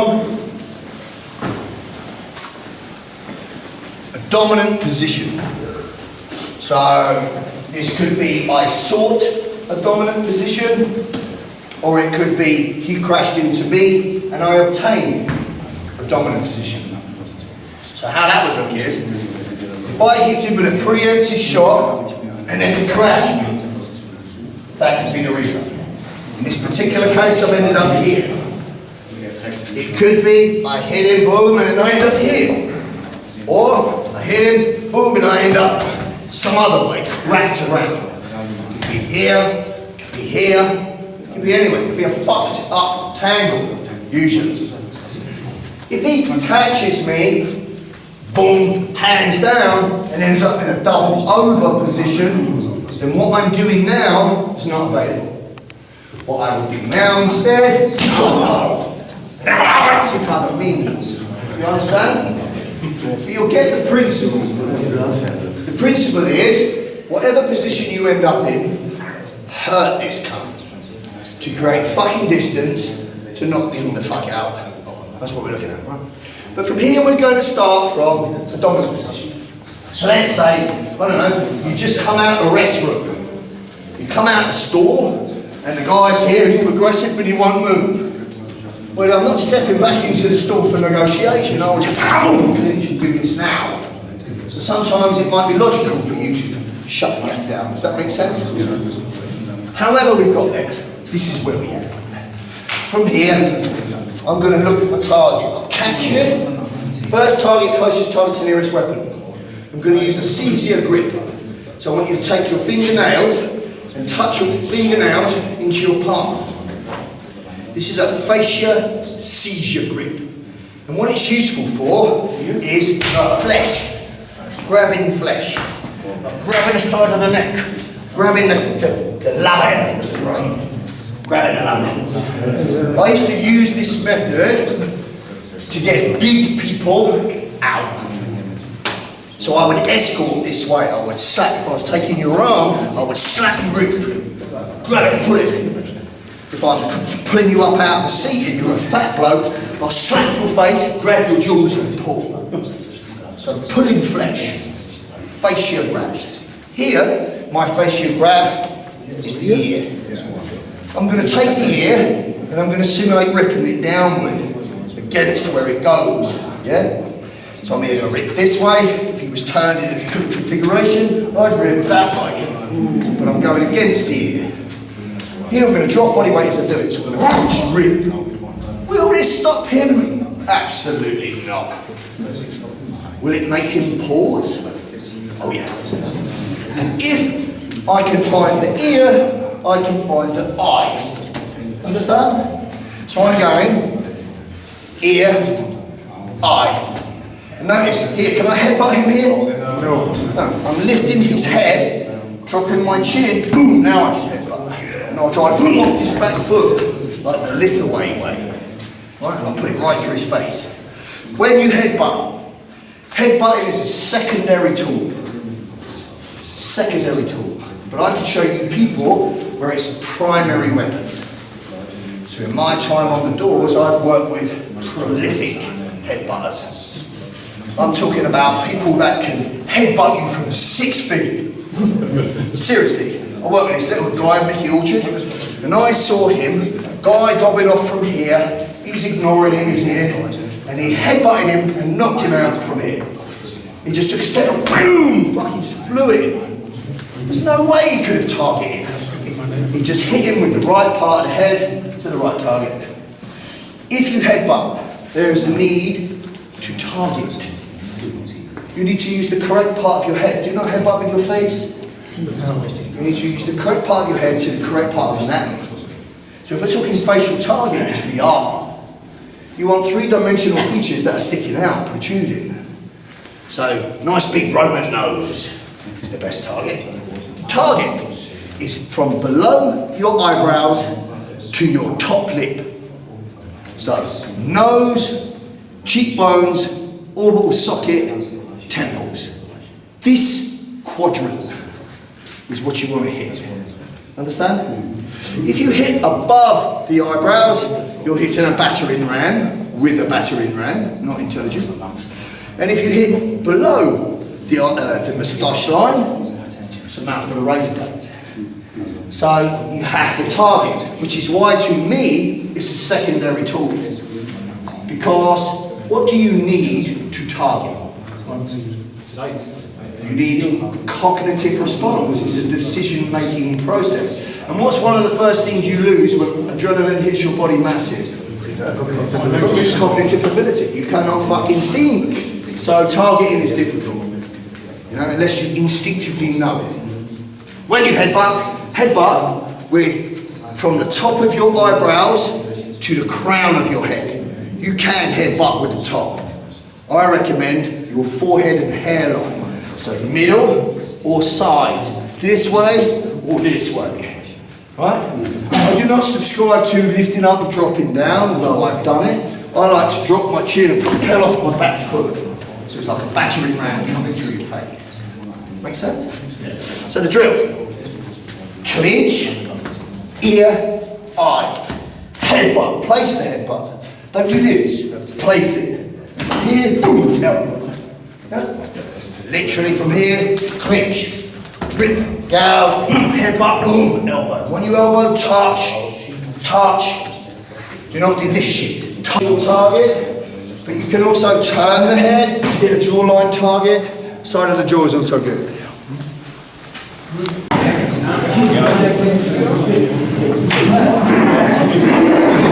Right, so just clinch like this hand.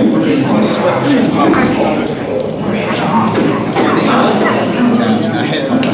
Headbutt now.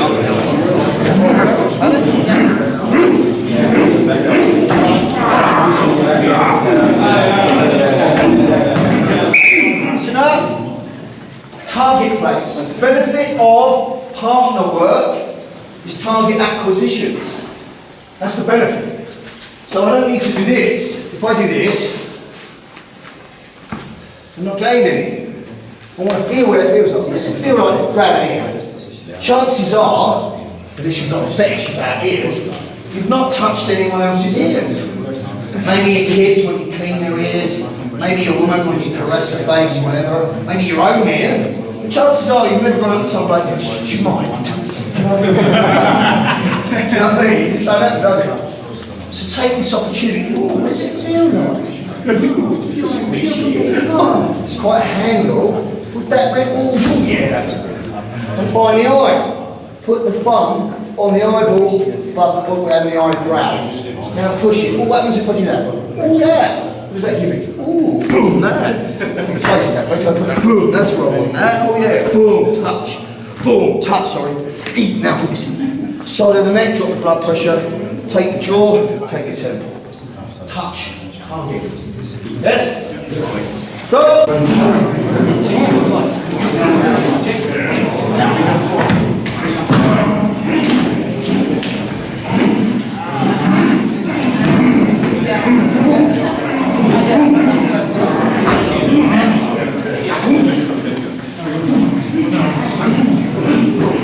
Right.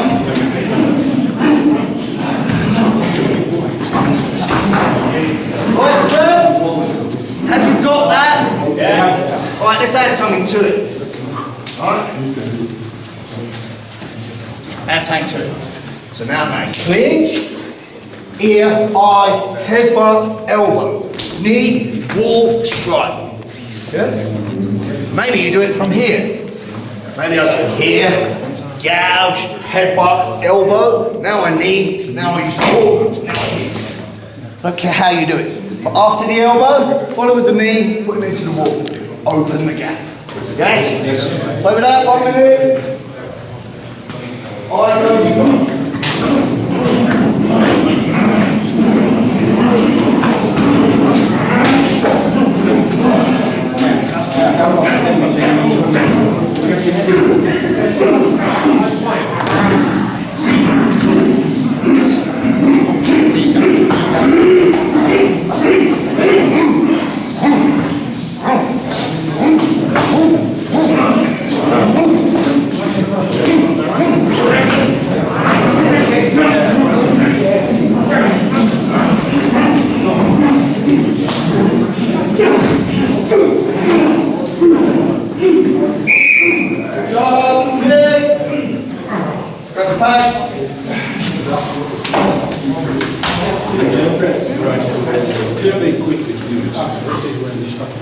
You probably only need one pad for this, one pad will work fine.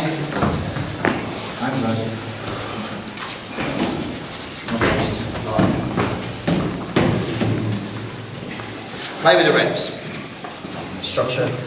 First of all, you seek the clinch. Right, so this is a pad drill. So just now you did a partner drill.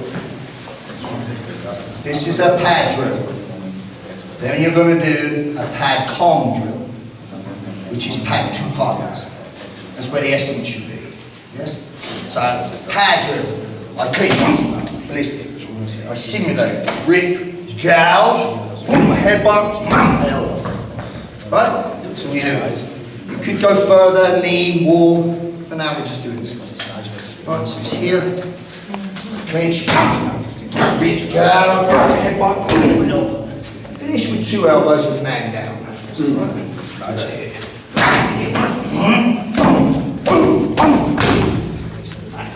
Got it? Translate to English. It should reflect hitting things hard. Because when your cognitive brain shuts down due to adrenaline and increased heart rate, you will do what you do in the majority. So make the majority hitting hard. You do not want the majority being pulling your shots for demonstration, because that's all you'll do. And that's why touch contact karate fails miserably in the street, because people are conditioning to miss or to lose.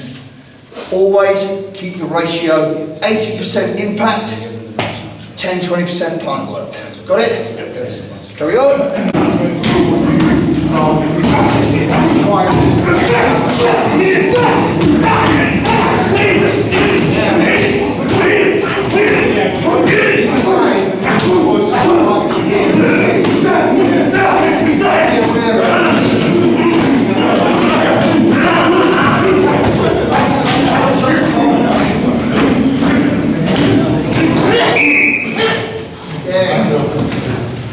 Showing you modes for training, partner work, pad work.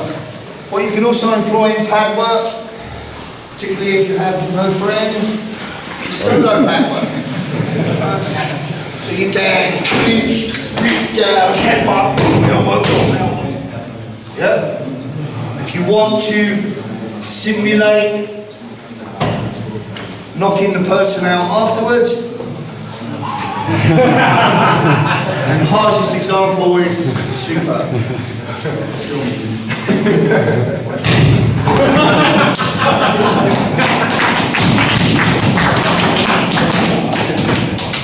Right, so solo pad is an option. The best option is Miller. Best option is pad com. Pad com is when you go from concussively hitting something to ballistically manipulating your partner into a position where you can concussively hit some more. Or vice versa. In this case, vice versa. So here now, I am going to clinch him. I'm going to clinch, rip, gouge, and he's going to feed. And I'm going boom, headbutt, bam, boom. What do we do? Understand? Yeah. I want to see it again.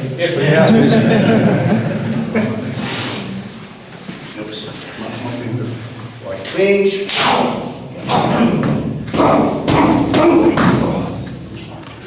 Got it? Yep. It's worked. It's worked now. Let's go. To the wall.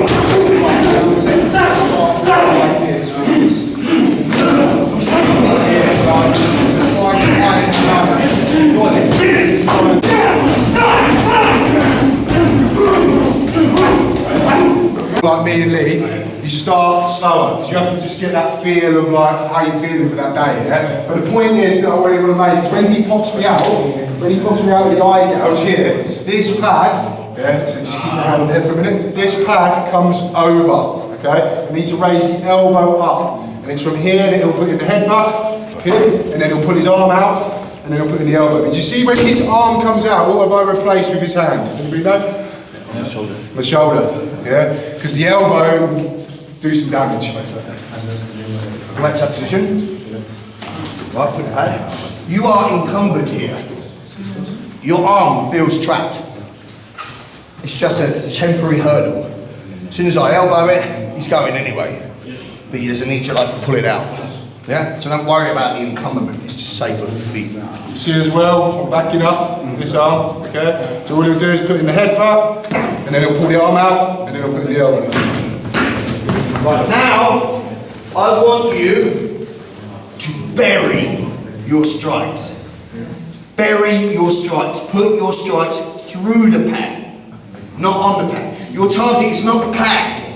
Your target is his head. You need depth. You can hear depth. You can feel depth. Yes? Yeah. Add depth. Do it again. Depth. Hit it like you hit his head. Watch. Better. Yeah? Expect that sudden drop. Because if you're attached, as you should be, you want to control descent, you don't want to get pulled into a mount. Right? Be kinesthetically aware of him pulling you. Clear? Yes. There you go.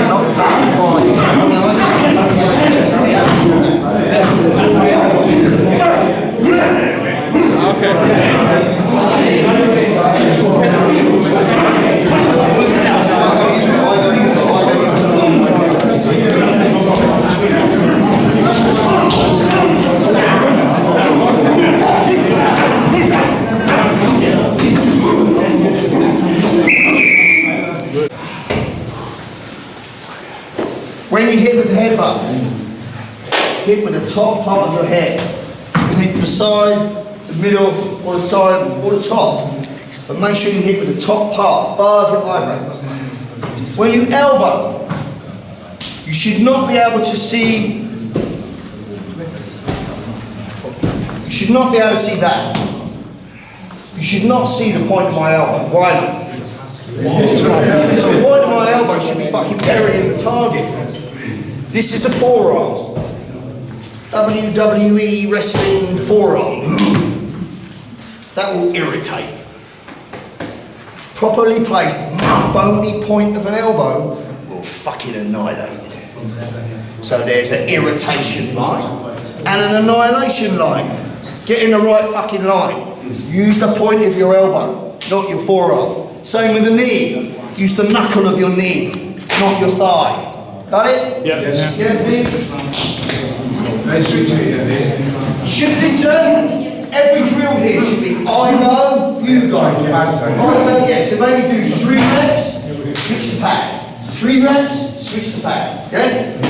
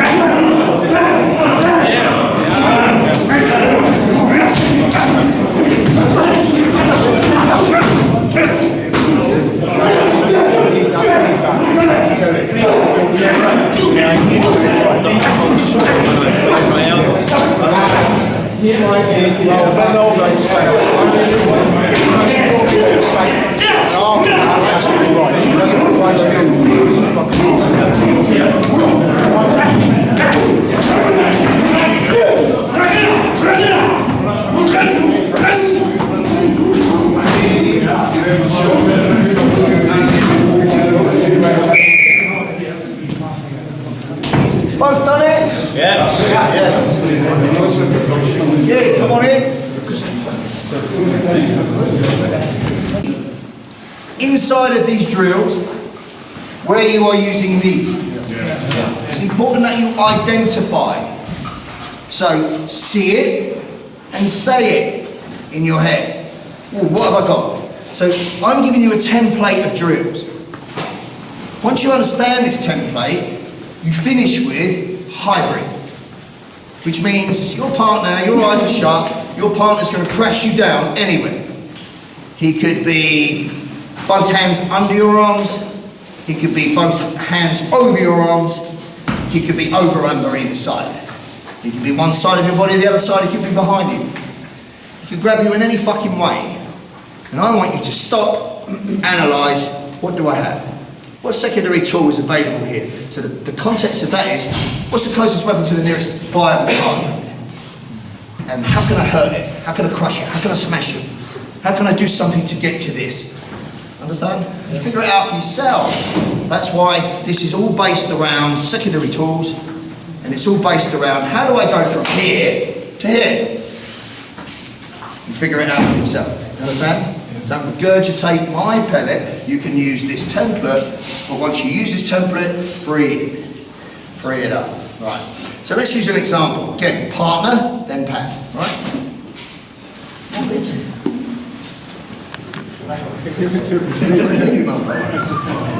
Right.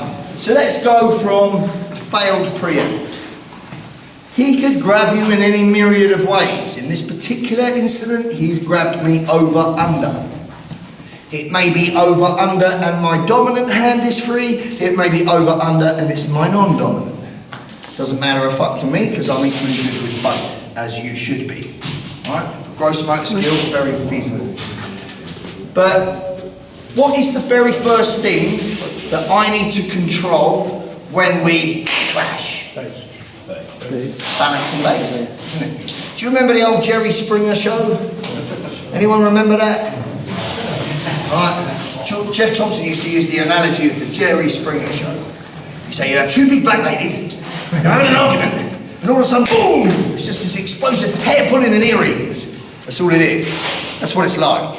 And usually when two bodies clash, one person loses the plane of axis of balance. And that's when they go down and pull you with them. You don't want that. The very first thing you need is base.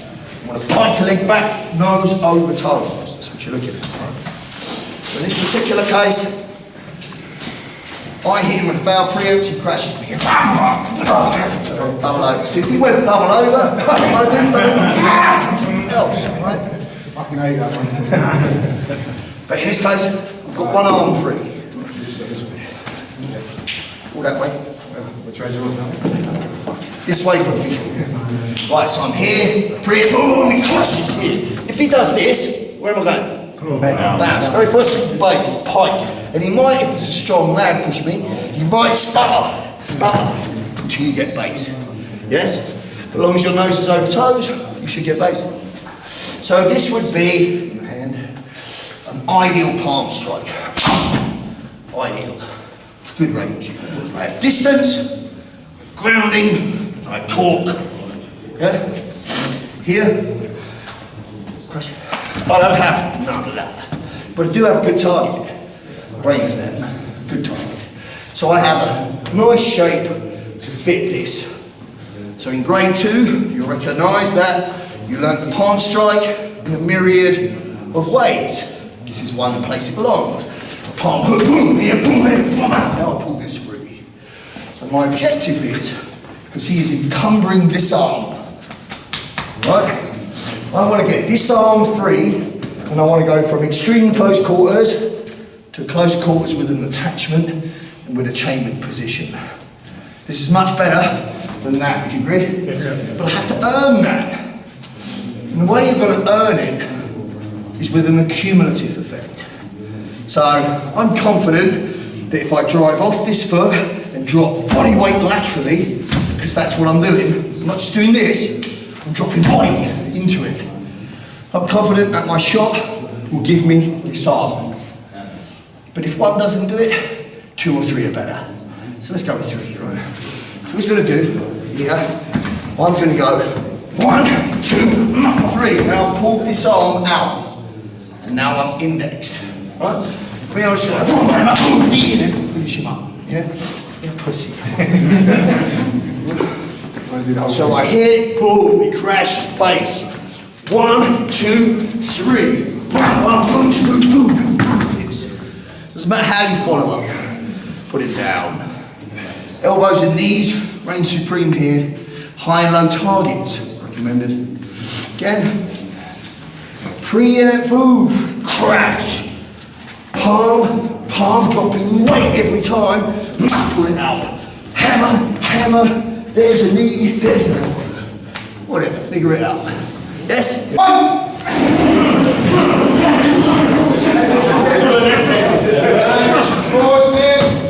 Good, for some of you, it took so long to fucking get there. That was too long. Yeah? I think you have done really fucking fast. Yeah, that's what we want. It needs to be immediate. Okay, so again, let's do it again. We're ready. No, don't start from that position, no. Start up. Okay, ready? Start from this position. 1! Good.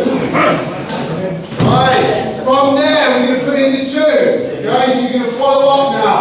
Don't care what you follow up with, just follow up. Drew ends with man down. You ready? 2!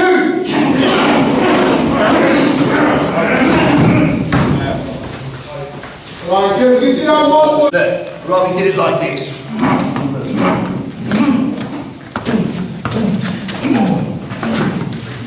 And feeling, touch. If you can do that quickly, do it quickly. But the point is, where's my target? What's it feel like? How does it feel to take this big fucking lump and manipulate him here so I can fucking bang him? What's that feel like? Sardonically enjoy it. Right, we're going to do it one more. I don't know how it felt. But this is what I said about the right tool. If he's over here, the count of this might not be the right tool unless you can get it. So choose the tool that you want to use. Okay, adapt. 3 times. Right, you ready? Go!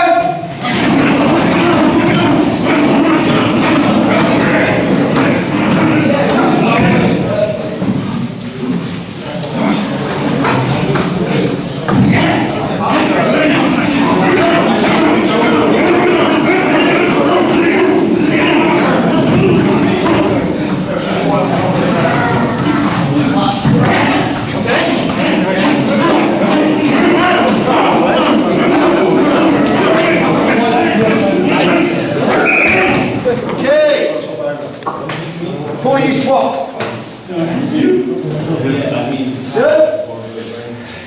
So, another instructor point. When I blow the whistle and I go to bring you in, there's a need to pause. There's a need for me to pause. Why?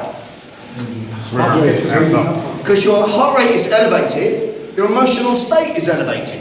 So even though I blew the whistle and called it in, some of you will still communicate with each other. Oh yeah, but I found this, you found that. Oh yeah, that's good. You're giving each other feedback, which is fine, it's right. But what that requires of the instructor is, take a moment. Recognise, yeah, everything's ready, yeah, everyone's ready. If it goes on too long and they take the piss, call it in. But you need to allow a few seconds for emotional state change back to focused concentration before you speak again. Otherwise you're talking to yourself.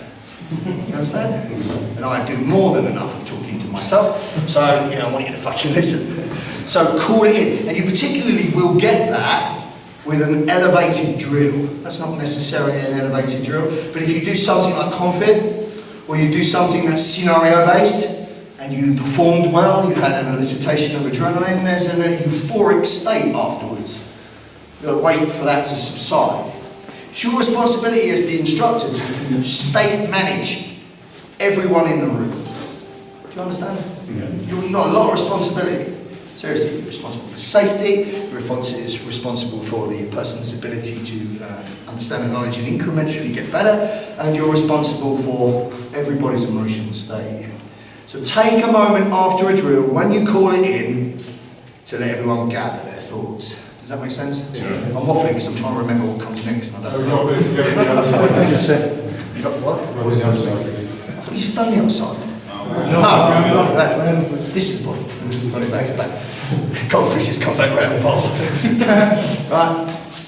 I want you to think about for a moment what you're trying to create here.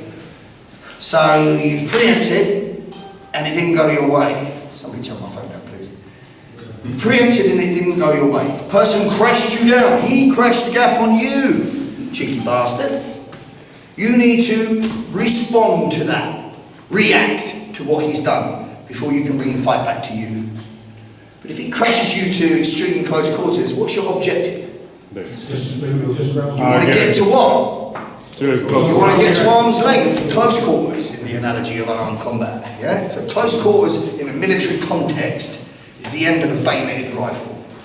2 feet of a step before I put it in here.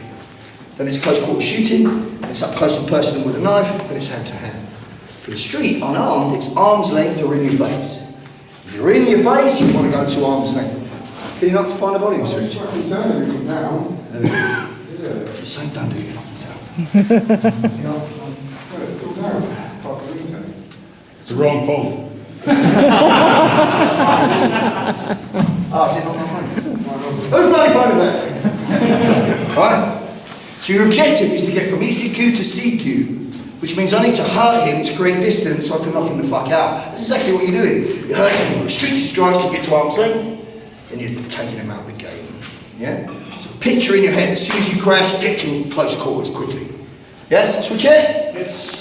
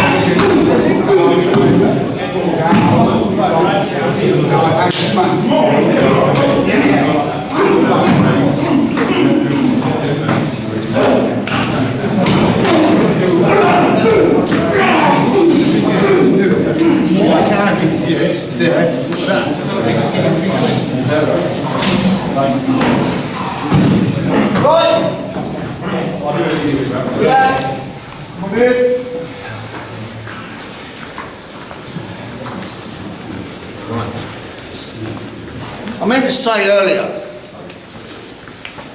the formula that you should use for your training, particularly when you're learning a new skill set.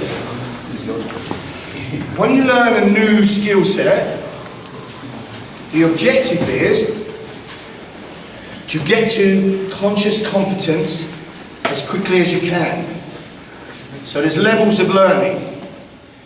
There's unconscious incompetence. You don't know what you don't know because you don't know. Right? Then if I show you something you don't know and you recognise you don't know it, you become consciously incompetent. Oh yeah, I don't know that. But after some practice in class, which is the way Combatis is designed, Combatis is designed to give you conscious competence. If I think about this, yeah, he said that, then this, then this. If I think about it, I can do it. Any skill in Combatis, you should get consciously competent in 5 minutes. 5 minutes. If it takes you longer than 5 minutes, throw it away. It's too complex. And that's most of the martial arts. Complex fine motor skill. It takes you too long to learn it. Here we're talking about skills for self-preservation. Do you understand the difference between self-preservation and self-perfection? So skills for self-preservation are what I can use now to end this fucking threat. What I give you now will work in the car park now. That's skills for self-preservation. Your combative tools. And they should be easily stored and learned and understood inside 5 minutes. If it's any more complex than that, the self-preservation, fuck it off. Got it? Then you have self-perfection. So once you can do a skill set well, how do you get better? Continuous repetitions can create diminishing point of returns. You just don't get any better. In fact, you regress. Now you need to start looking at attributes. How can I make my blitzkrieg more efficient? I could work hand-eye coordination, so my targeting is better. I could work impact dynamics. I could work fluidity. I could work on drills that economise my movement so I get there quicker. Attributes. So I self-perfect the self-preservation model. Now you're a sexy animal. You understand? There's three types of people in this business. You get the type of people that can really fucking look brilliant doing anything. They would just illustrate a textbook with their performance. But under stress, for real, competition, they fall apart like a paper condom. They just can't do it. Pressure, oh no. Then you get a different kind of guy. You get the kind of guy that's really awkward, clumsy. He misses the target and hits you in the face. He's just anvil. You know? Dangerous. Dangerous fucking newbie. But fuck me, when you put him under pressure, that motherfucker can do it. You know, they surprise you. He looks like shit, but he can do it. And then you get the special kind of breed. The one that can really fucking do it. And looks sexy doing it.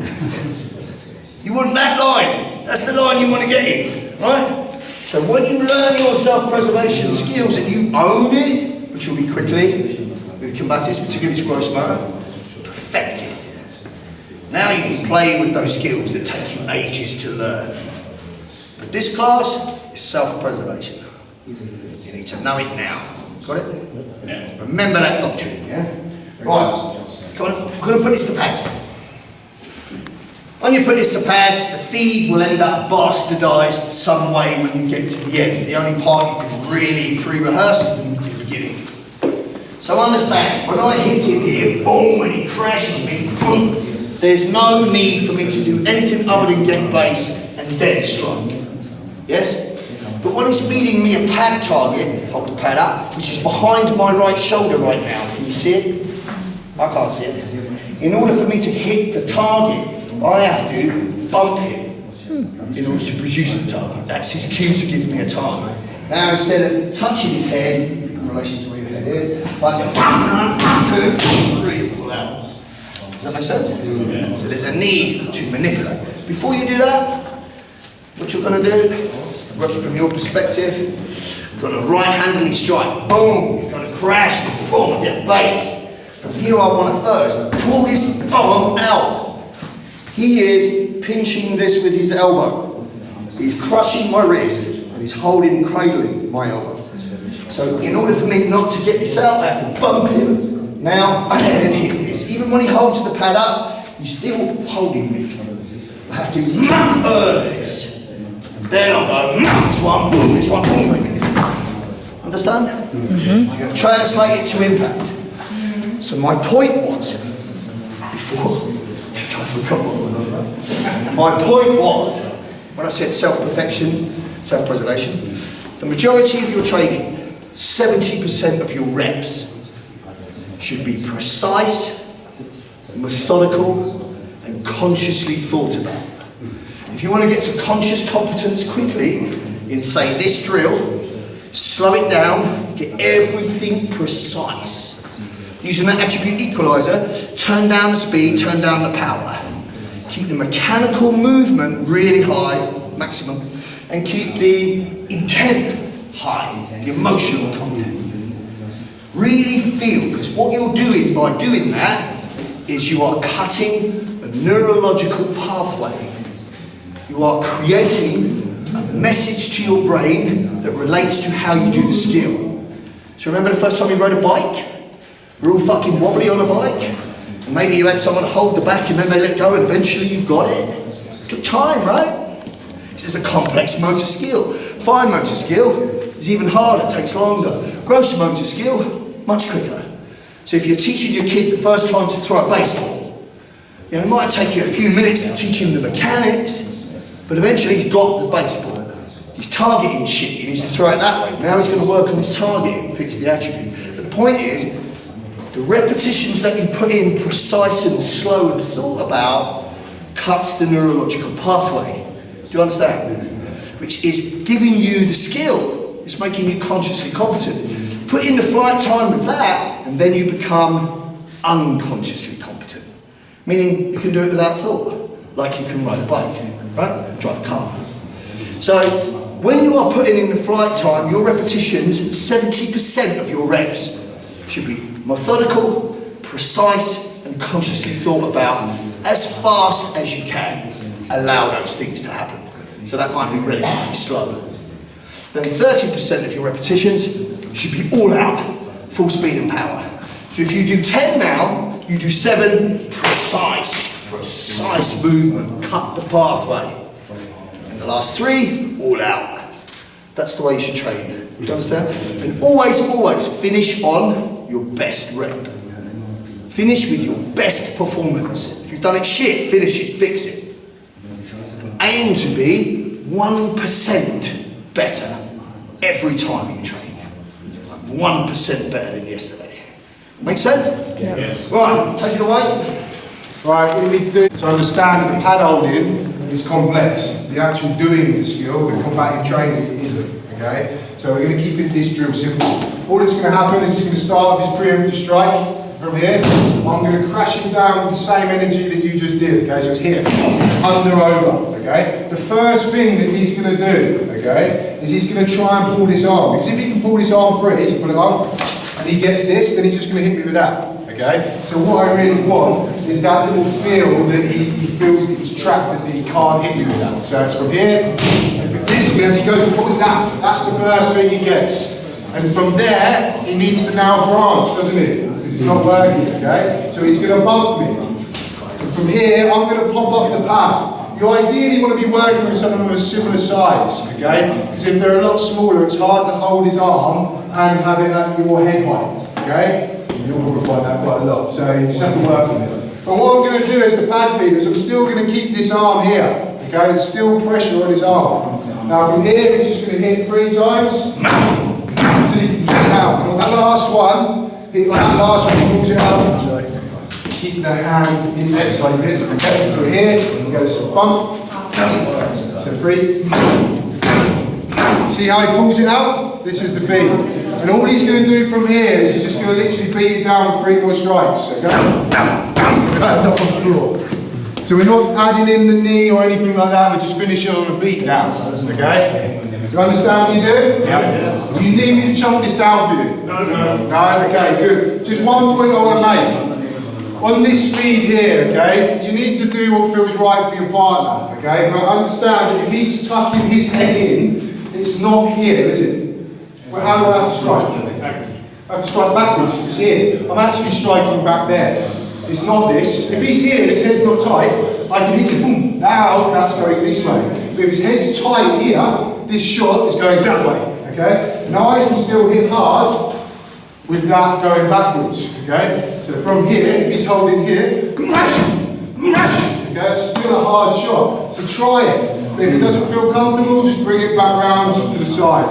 The most important thing is when you do this drill is it feels good for the trainer, okay? Right, you understand? Yeah. Right, let's go.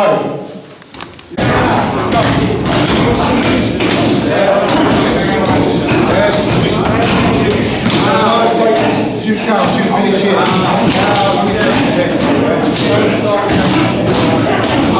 You can build this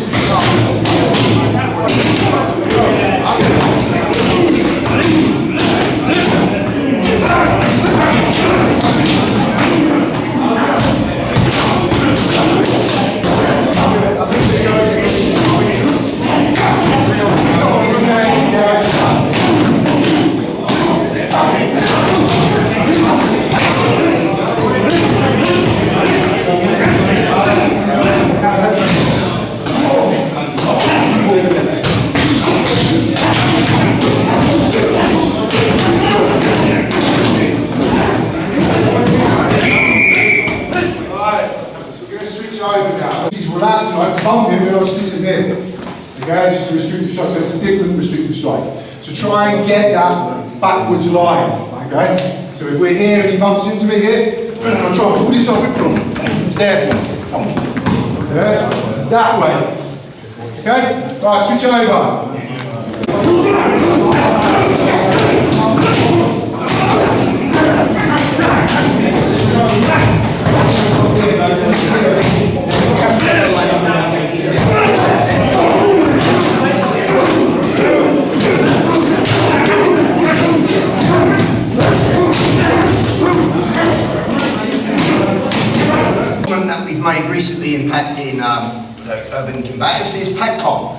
PADCOM is the way we train a lot of things now, so I'm going to give you a couple of drill examples. We're going to use these drill examples, and inside of them, I want you to recognise the secondary tools.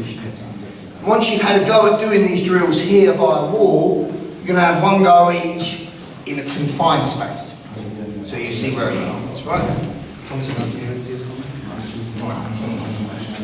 The dynamic can be that you are caught at relatively close range. So if a situation immediately deteriorates to this, where the guy is in your face, understand how that can happen. If it's a really busy nightclub, bar, where it's packed with people, so many people that you're this close to everybody, then any encounter here will be at very close in your face range. It will start here. This is dictated by the environment. Yes? If it's not this, and the person is stepping deliberately into your space, his objective is intimidation. So quite often if you are by a wall and somebody comes to give you a problem here, if this person was of passive demeanour, quiet guy, no problem and everything else, and the person being aggressive was trying to intimidate, this would be a bully. You understand bully? So it would be this here, where I'm here by the wall, just relax here, you're fucking scared, you're wincing away, and it's this, I'm like, that. This kind of objective. Yeah? When you like that, you just don't want the person near you. This is the kind of range we are talking. Right? So it could be out of ego, where both subjects are egotistical and you start like this. Don't do that. But that's how most situations like this begin. It could be environmental, where you are proxemics dictate that you are close. Or it could be intimidation, where the person strives to fucking come right into your personal space. So it is not arm's length. It's in your fucking face. Right? That's where we are. Good. Where's my person? Nobody? He's on the phone. He's on the phone, is he? From here, I'm going to ballistically shut him down with a clinch. Now you can simply clinch, knee, snatch, finish. But because we want to work out secondary tools, we're going to work another way of doing it, right? So, example, in this example, the wall is behind him. When you go into the small confined space, the wall is behind him and me. So it could be a hallway, a stairwell, an elevator, a restroom, a corner, somewhere you are confined. Do you understand? Yeah. Right. Start at the 10 from here. I'm going to clinch him ballistically. And then I'm just going to take both hands and find his eyes. So rather than going one eye, I'm going both. Right? So I'm literally going from here, clinch, find the eyes. And then I'm going to drag his skull into the wall. So rather than going here to here, I'm going here. I'm locking out and I'm stepping forward to put the back of his head, boom, into the wall. While my thumbs go into his eyes. This should end the problem. But if not, let's make sure. So, when you train for 10, you're training overkill. Overkill. Hopefully you will never need all of this, but you might need it. So I believe there are people walking around out there where you could use all of this and you could still lose. There's no guarantees. People are fucking resilient. They're pain resistant, they're pharmaceutically assisted, they're intoxicated, they have no feeling to pain, they're demonic, they like pain, they're massively aggressive and anaesthetised to pain, and a number of reasons why you won't get the result you think you should get. So, overkill, overcompensate. Does that make sense? Right. So, everything as you wish. He just likes it. So from here I'm going to clinch, find the eyes, drive it into the wall. Then I'm going to pull it backward, boom, and pull it into my headbutt, and then I'm going to elbow. Bring it on my knee, snatch him down, but rag him. So now I'm letting him go. And then I'm going to body his face. Right? As an example. Complete overkill. But fuck it, we'll do it anyway. So we're going to get some pads. So this is a PADCOM drill. What makes it a PADCOM drill? Wait. Partner crossover with pads. So I'm hitting the pads Ballistic and I'm ragging him. That's what makes it PADCOM. Yeah? So partner drill, just partner. Pad drill, just pad. PADCOM drill, partner pad. Yeah? So, you start. First motion, it's going to feed you a target that replicates his face. You are going to ballistically clinch this in. Then you're going to find where the trajectory of the eyes would be, keeping him 2 feet from the wall. When I shove this, I shove him. Again. When I shove this, I shove him. Yeah? From here, headbutt, elbow, clinch. He gives me low V. 1, 2, and right. Then gives me this tight. Drill finishes with man unconscious. Yes? The final image that I want to plug in to my subconscious brain is man down and out. I'm creating a blueprint in my subconscious brain that says if I do this, I get that. Does that make sense? Again? So, your first count, imagine wall, clinch, find the eyes, shove. So I'm arms length, chin down, shoulders up, pushing, like I'm pushing a car. Here. Then I pull this onto my headbutt and my elbow. Clinch, 1 knee, 2 knees, right. Finish. Yeah? Going to put it into 3 counts. You're going to chunk into 3, field back. Then put it into the environment. Yes? Yep. Start! Go over that? Yep. Sorry. Right, so you need to find some wall space first, okay? So you'll need the wall. Right, listen up. Listen up. Make sure you can see me, okay? So, first count. Go. Okay. Right, so I just want you to understand a couple of things, yeah?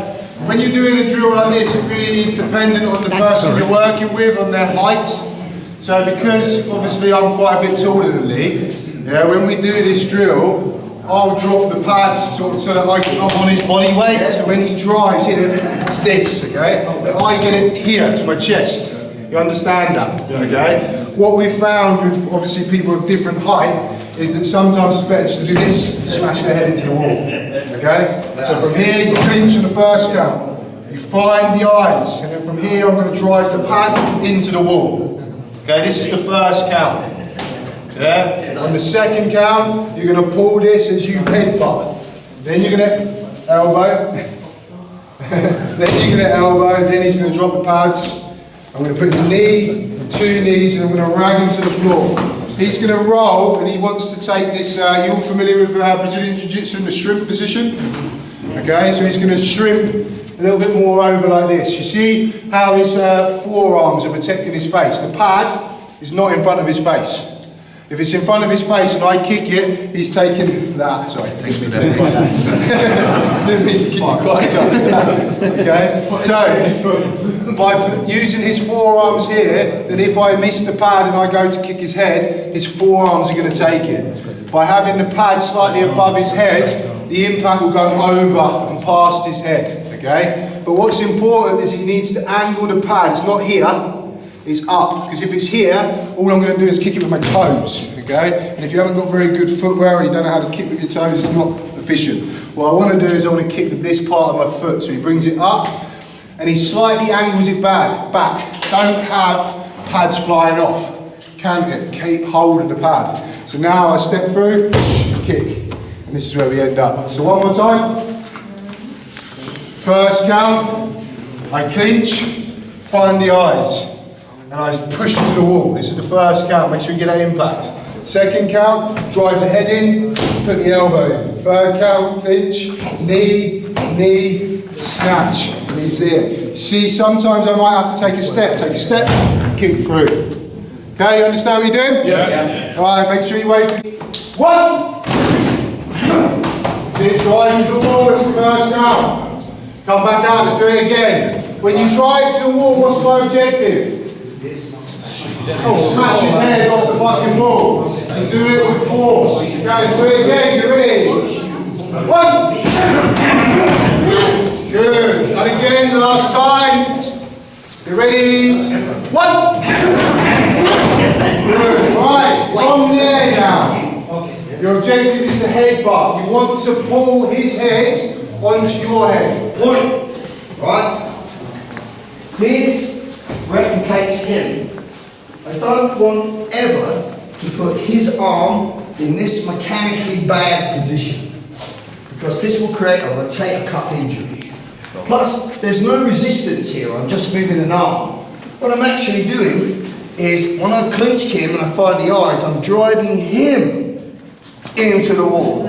Yeah? So in order to replicate that better, the pad stays here. It does not go out. It stays here. So when I clinch now and I find the eyes, when I push this, both of his shoulders make contact with the wall. I push him. Do you see the difference? Look at the difference. Him, and stay where you are, arm.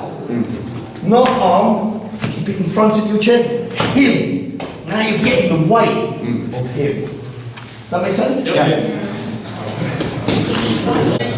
Two. Right, from there now, you're going to drop the pads. You're going to clinch your partner, put your two knees right into the floor, okay? Important point, I've already said it. As you get round to the floor, as Lee rounds me to the floor, yeah, I roll back as he knees, I roll back towards him. Yeah, I get this shrimp position and I put the pads up here. This is important, otherwise it's not going to work. Okay? I recognise the main way in which we use the snatch, whether it's from here or from here, is we control the set. Here, no control. I'm using the environment. I want to, after this, throw him down the stairs, throw him into the floor, throw him into the wall.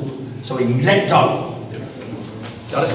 Alright, you ready? So the third count now. On your next rep, listen, on your next rep, when you throw the person to the floor, freeze. I want to check you have this correct pad position. The pad should not be in front of your face.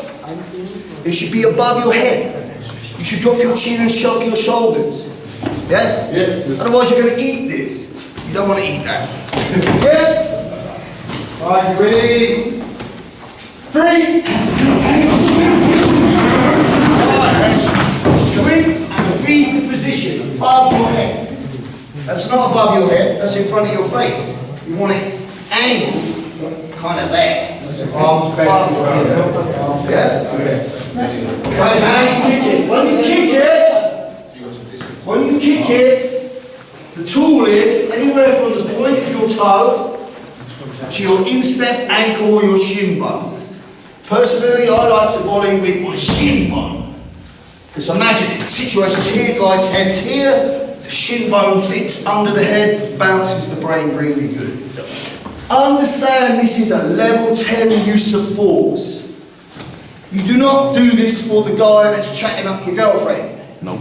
This is the fucking home invasion situation. You want to volley his fucking head and then pick up a weapon. Understand? Where it belongs. Context. Let's go! Right, let's put it all together.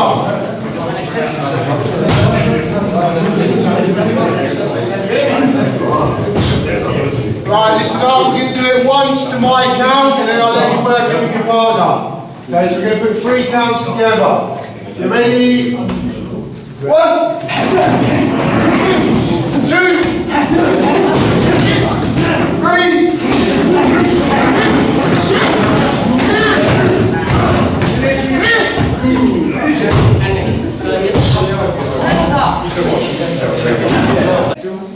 Put it all together now. So 1 count, all. Remember what I said. Work it precise, methodical, exact, perfect body mechanics. Cut the pathway, get the skill correct. Do that as fast as is comfortable. Understand? Yeah. You're going to do 3 reps now. I want 2 reps, methodical. I want last rep, all out. Got it? 3 times in your own time. Go!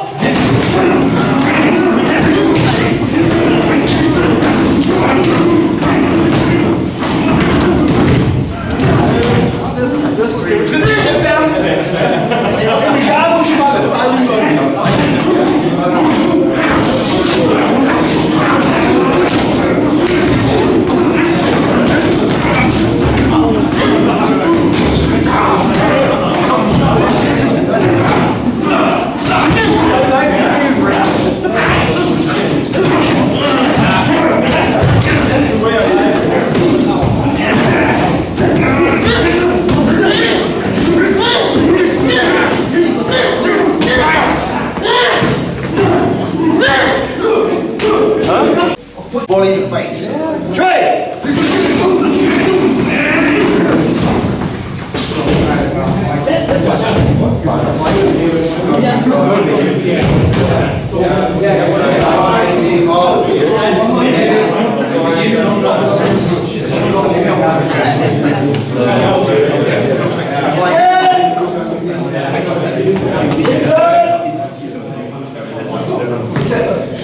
We've got a lot of material to get through, so we need to move.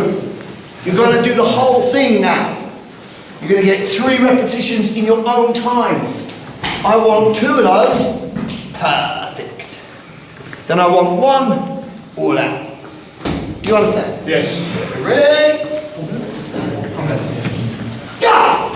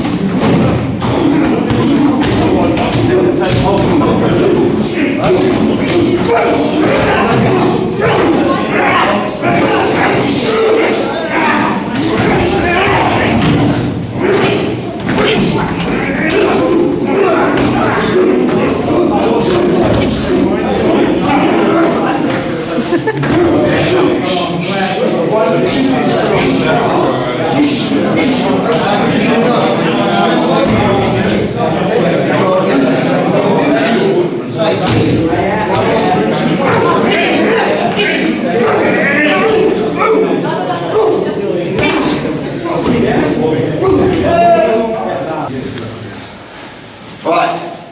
Personally, I like to beat him down rather than throw him down.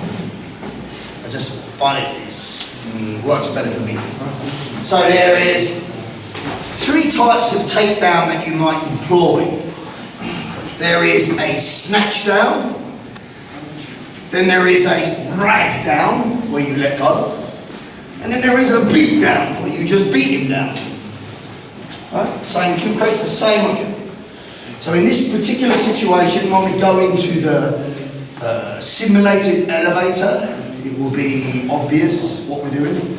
But there is potentially a structure here, 1 behind, 1 here, and 1 behind me. So I've got lots of options. Here I want to employ the same deal. I clinch, I gouge. This time I'm not pushing him away, because I'm not pushing him into a wall. I'm just peeling them off enough for the headbutt. Do you understand? Like you did before. So here I'm just going to clinch, gouge, boom, headbutt, then I'll elbow, then I'll knee. When I knee down, boom, I'll slam him into the wall, then I'll beat him down, and then I'll finish with him. That's what I'm doing. So it's a beat down. So for your feet, work it out with me. You will go clinch, gouge. I'm not driving, I'm just peeling. And I'm going headbutt, elbow, clinch. I'll soften him with the knee and I'll smash him into the wall. Then I'll go 1, 2, boom, and then here, boom. Something like that. Personally, if you shove me into the wall as your feeder, I won't do this, I'll do that. I'll turn and feed you this. But the reality is, when I kneed him into here, my target is the back structure of his head. Boom. That's what I'm hitting. Do you understand? So the fact that he turns to feed you, ignore. He's just giving you a target. It's a more stable base. So, if you want. It's up to you. Right, so yeah, if you want to make it more partner orientated, I might clinch him, gouge, it used to be this, boom, my headbutt, bang, my elbow, clinch the knee, boom, into here, 1, 2, boom, boom. And then maybe you finish, boom, my body. Yeah? Feed him a target all the way down. Yeah. We try this? Yeah. Right, so on the first count, yeah, from here you're going to clinch. You're going to find the eye, gouge. He's going to put the pad over. This is the first count. Okay? On the second count, you're going to headbutt, pull this arm free, elbow. Okay? Then from here, you grab his head, smash him into the wall. So, do I need? Did you need? Yes, needed you? Yes. I need you. It's a personal preference. I've done this one before, so I'm trying to work it out. Just think about what you're doing. Right, as soon as I've kneed here, I'm going here. Right? Next target, boom, head, boom, head, boom, head, now it's here, bing, why wouldn't you do that? And then maybe this. Overkill. I just want you to learn overkill so you have overkill. Doesn't mean you need overkill. Doesn't mean you should use overkill. But it does mean if you need it, you got it. Right? Right, sorry. Yeah. So, first count, clinch, gouge. Okay? Second count, headbutt, elbow, knee. This is the second count. Third count, smash his head into the wall. He presents a pad. Okay? On this count, you need to understand about pad feed. I'm going to hit this pad 2 to 3 times. My cue to stop this for the purpose of the knee is when he drops to a knee. Okay? So from here, I'm going to go 1, 2, 3. He drops to a knee, he presents 2 pads. From here, whoosh, straight in, and he gives me this feed. Here, then your arms there. Here. Okay? Yeah? You can even put that to the wall. Just support. So, one more time. First count, clinch, find the eye, gouge. Second count, headbutt, elbow, knee. Third count, drag him into the wall, beat down until he gets this knee position, knee, kick. Okay? Yeah? Personally, when I clinch for that, here, when I've done the elbow, I'm right in the position where I can push him to the wall. I'm here. It's this to this, this to this. I don't need to do that to that to that. It's this to this. Whatever you feel. Yeah? Yeah, so in relation to the wall, knee, elbow, here, the wall would be here, slamming this way. Boom. So you want everybody to start the other way, okay? Because when you do this in there, I want you to be able to cultivate this skill set, left and right. Does that make sense? Yep. Yeah. Right, so make sure you line up this way, yeah? No, it's fine. Right, so you need to be standing, so after your elbow, you're on this side of your partner, okay? Right, set it up. Do it to my counts. Structure down, so on the third count, he's literally driving his head into the wall. Then I attach, and then I beat down, okay? Right, get ready, same thing again. Right, get ready. 1,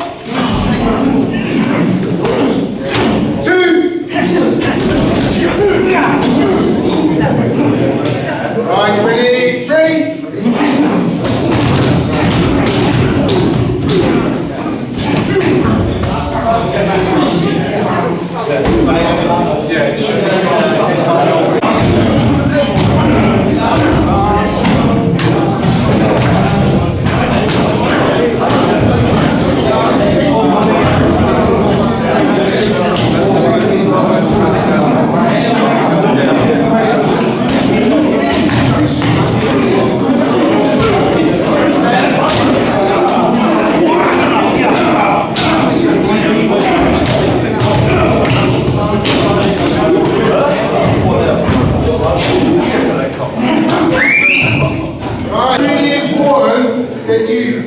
let go of the head and you hit the hand. So once you, what happened with you is you were here and then he fed for the knee and then you're trying to knee this. Yeah. This represents the head. So when I beat him down, I need to make a transition from the head, of his head, to the pad. Because the pad represents the head. No point in me holding his head and then kneeing his hand. This is irrelevant, okay? So make sure that you transition from the head to the pads. Yeah? Right, let's do it one more time, and then we'll put it together. You ready? 1, 2, 3.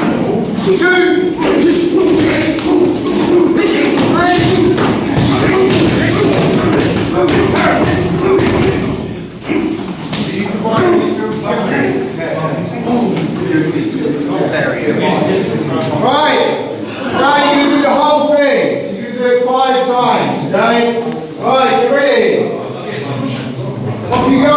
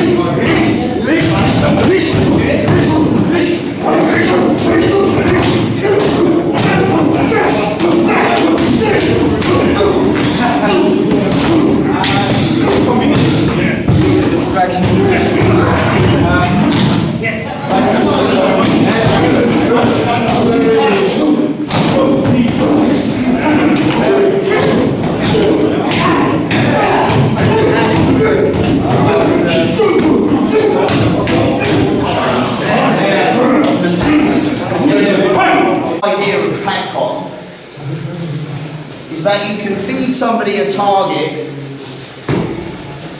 and they recognise what they should do, right? So without telling him what to do, I'm going to feed him a target, right? Here's your target. Now, transitions to hit. With index and hammer. Maybe one more. And now transition is hit. And now the transition is hit. He knows what to do. Because he sees the target. The idea of Pac-Man, once you get a good relationship, is that I can throw from one target to another and you will pick up on what to hit it. That's where you go. That's what it comes seamless. You understand? Yes. Right, I need all of you to come over this way. Two groups. One group in this box, one group in this box. You are going to get one go of each skill set. As soon as you've done it, come out. Go over there, yeah? Out of the way. Need everyone to do it at least once. Right, get some points. Will depend on how you use it. Does that make sense? So, I put a clip up on the Facebook of Simon.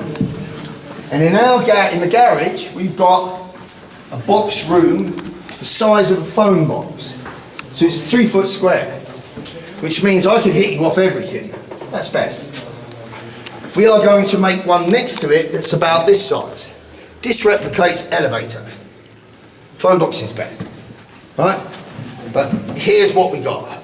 So, as an example to show you what I did with Simon, I'm going to put him in the corner, which now gives me this wall and this wall. Do you understand? I'm going to vary the drill that you just did for the purpose of demonstration. So if he feeds me this, I'll go clinch, gouge, headbutt, elbow, wall, and he'll feed me that. Then I'll go boom, boom, boom. Yeah? Then he's back up. Then he'll feed me the opposite side. Here. That's the one you just give me, isn't it? Yeah. The opposite side. So I go here, clinch, gouge, headbutt, elbow, wall. Then he gives me this side. Boom, boom, boom, boom. Do you understand? It works best when there's a wall here and there's a wall here. But we have no wall here. So we have to adapt. So here's your first drill. I'm going to clinch and drive him into the wall. Then I'm going to headbutt, elbow, clinch, and he's going to give me a knee. I'm going to go 1, 2, and then I'm going to rag him into that wall where he gives me a target. I'm going to go 1, 2, boom here, or if I've ragged him down, which is what we're going for, I'll just go boom here, which is what you did first. So up. When I rag you, I'm ragging you down. So I'm going to go clinch, gouge, headbutt, elbow, side clinch. Put it 1, keep it low. 2, rag it, 1, there. And boom, there's your finish. Got it? Yes. That's your first drill. Can we get this far? Yes. 2 is in front of you, get to the wall. Yeah. He's going to clinch this and then ram you into the wall. Yes. He's going 1, 2, 3, then he's going here. Okay. And you're down and you feed the target. Make this happen, please. Right, try and get it going quickly. If there's a mistake, repeat. Yes. So 1, you grab it, drop it. 1. Who is doing this, by the way? Yeah, but start here, and I want to do it in between. So we have to do it maybe simultaneously? Okay. We want to do it. We want to take one group then? I'll take one group. Yeah, okay. Good. Ready? So 1 is realistically, you pinch, drive it in, that's 1. Now 2, put in a headbutt, elbow, grab him on the tree. So this is the tree count. 3 is the grab, the knee and the racket down. 3, set your target. 2, and then you kick it. Boom. Make it happen? Just get on with it. Just do it. Do the whole thing. You know what to do, you've just done it. Yeah, but that's really needs to know. Grab. Sorry. Great. How many doing it 1 or 2 times?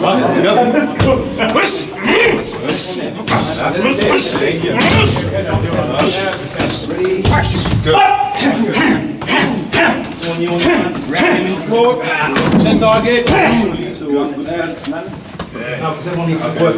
So make the clinch count. Ready? Butt, elbow, grab him, snatch, send target. Excellent. Good lad. Switch. Ready?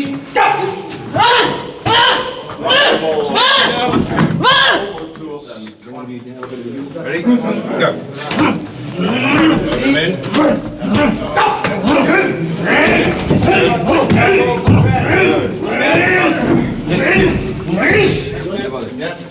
Try to get it, boom, in the corner, really stare into the corner. In the corner. Oh, yes, ready? Go. Ready? Good.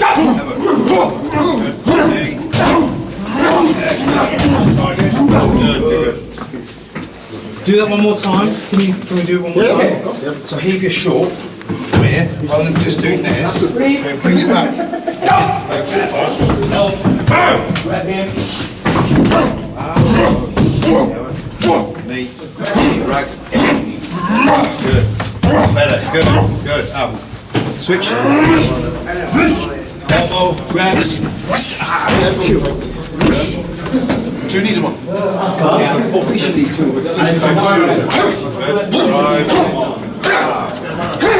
Good. Good lad. Good. don't make it too sloppy, man. Really, work through your techniques. Really, make it 1 by 1. Ready, go! Push him again, wait. Grab, push him, elbow, grab him, knee, snatch. Go!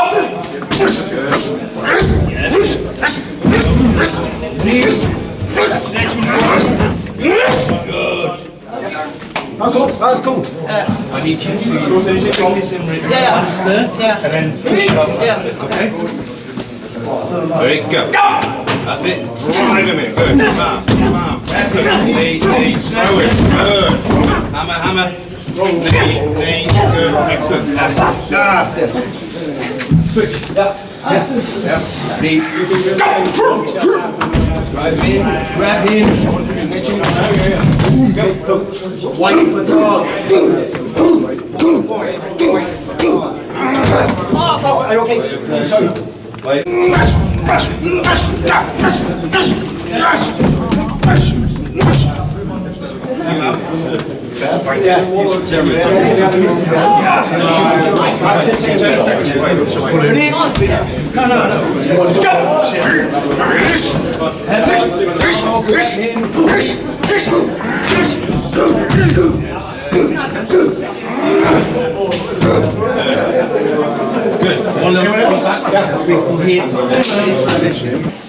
When you change this and make it environmental, it creates a different feeling.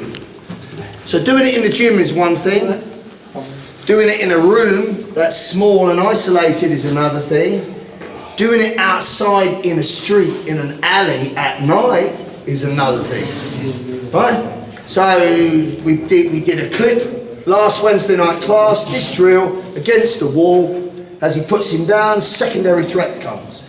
Run, bit of parkour, jump up a wall, escape. That situation put everyone midbrain because it was much more real. It was much more like the event.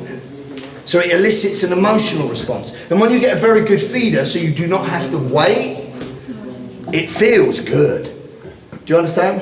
What you're learning is the template for that. You want to have the ability to make that seamless.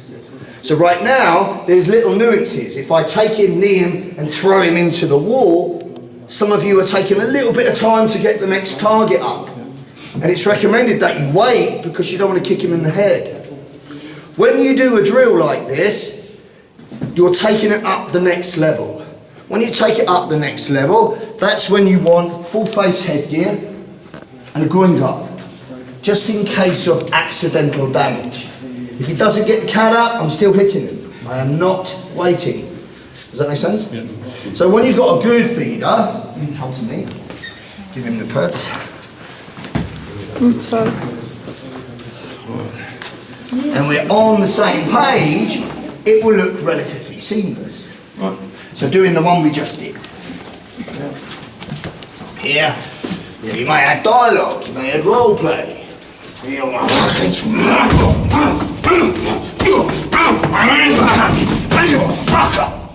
That. Add the emotional content. It feels much more like the real event. It elicits that emotional response. You can taste the adrenaline. Understand? That's what you want. You want to go to the next level.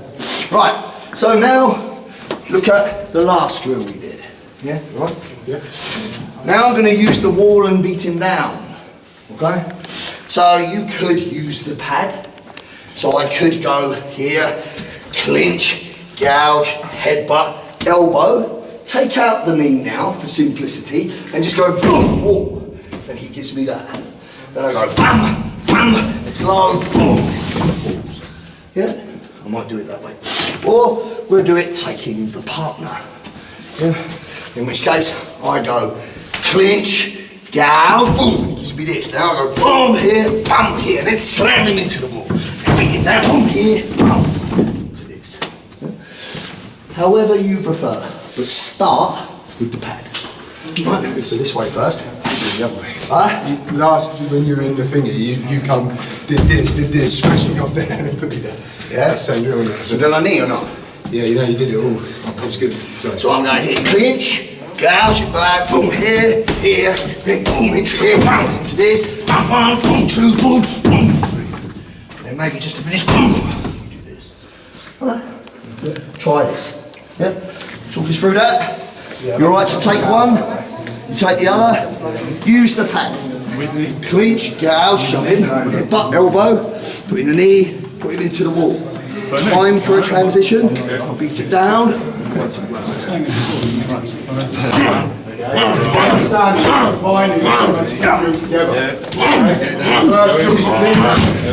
him into the wall. Here I put in the knee. Yeah. Now I smash him into the wall. And then here I beat him down until he takes the knee, put in the knee, and then I put the kick. Right. So you understand, it's just the two drills put together. Yeah. Right, good. He'll have one lead, and Jerry needs this for all of you, if he doesn't mind. Switch. Yeah, and let me have somebody else. He'll put the pads where it needs to be, okay? So, right, let's go. Elbow. We're ready.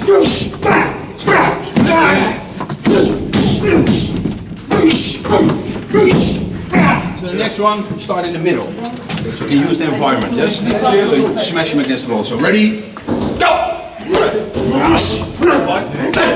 Knee, groin, smash hip. Yes. Okay, go. Knee.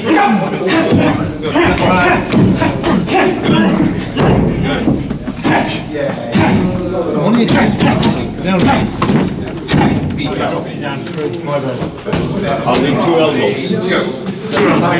Ready? Knees, groin,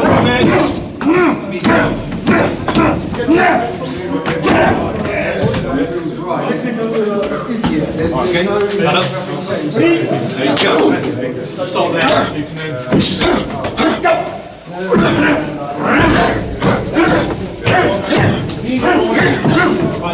One more time now. Yes.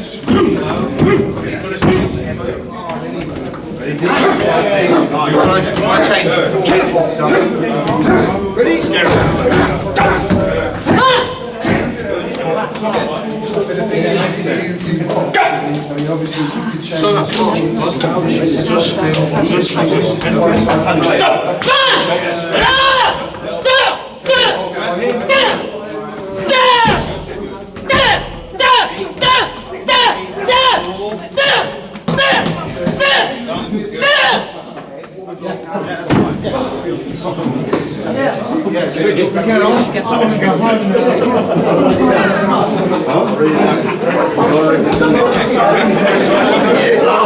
And you are going pants somewhere like this. Yeah. Well, it's what you get into.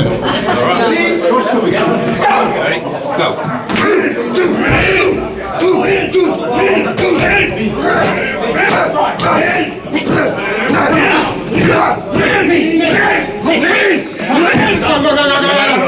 This side on the non-dominant side, but more. I need to start this side so you can throw me a train now.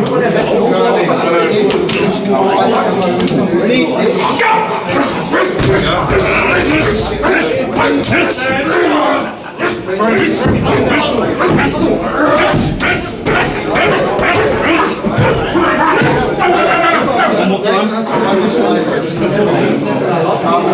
One thing is,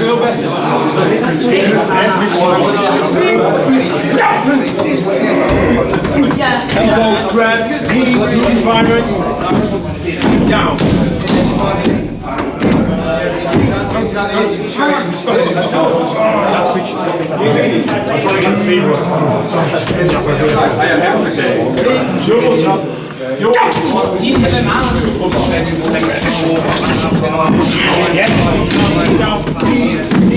Go, go, go.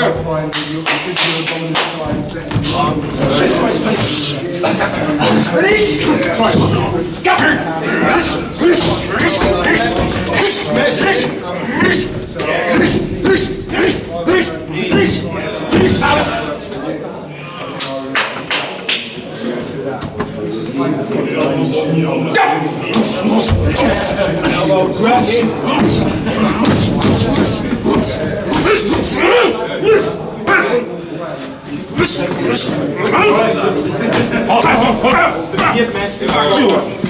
Yes. I was going ugly. Ready? Go!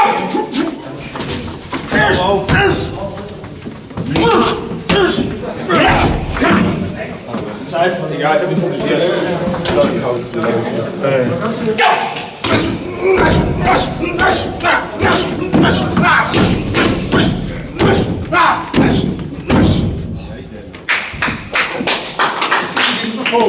Is that everyone? so it's really quite important, yeah? If he doesn't fall to the floor, what am I going to do? Hit him fucking again. So if you think that was overkill, it's because he didn't go to the floor quick enough.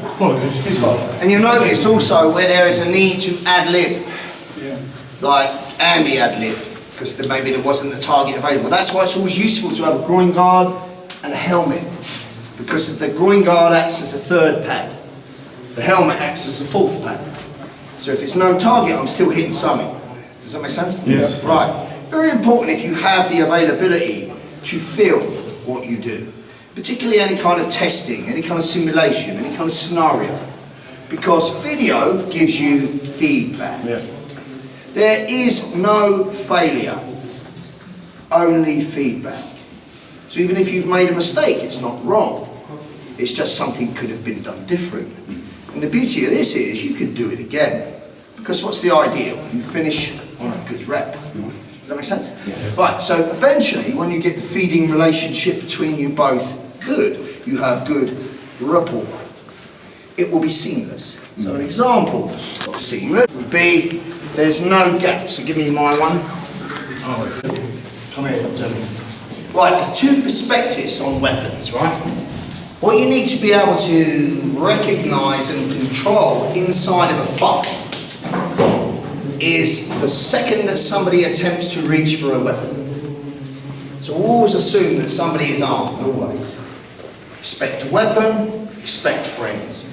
Multiples and weapons, they're the most likely, yeah? So, two perspectives. First, recognising if you're grappling with somebody or anti-grappling with somebody, the vacant moment in which they attempt to reach for their tool. You could have this struggle, and then all of a sudden there's this still, and that's the moment he's contemplating reaching. It's a very quick, fast, fleeting moment. If you miss it, you get stabbed, right? So, one drill that we used to employ many years ago, influence from Kenny McCann, was he has, working off the idea that 95% of the population are right dominant, the most likely carry places this quadrant of the body. It's either in a pocket, it's in a waistband, it's behind in a waistband, whatever. During this altercation, if he's somehow controlling me and I'm not getting very far, then there'd be a moment where I think, fuck, get the fucking knife, get the knife. That's what I'm thinking, that's the vacant moment. There'll be a pause, a stillness, and then I'll reach for it. The cue that you may get may only be the stillness. That might be the only cue. A more obvious cue would be present if his head was more inclined over in a situation like this, and then put it in your waistband.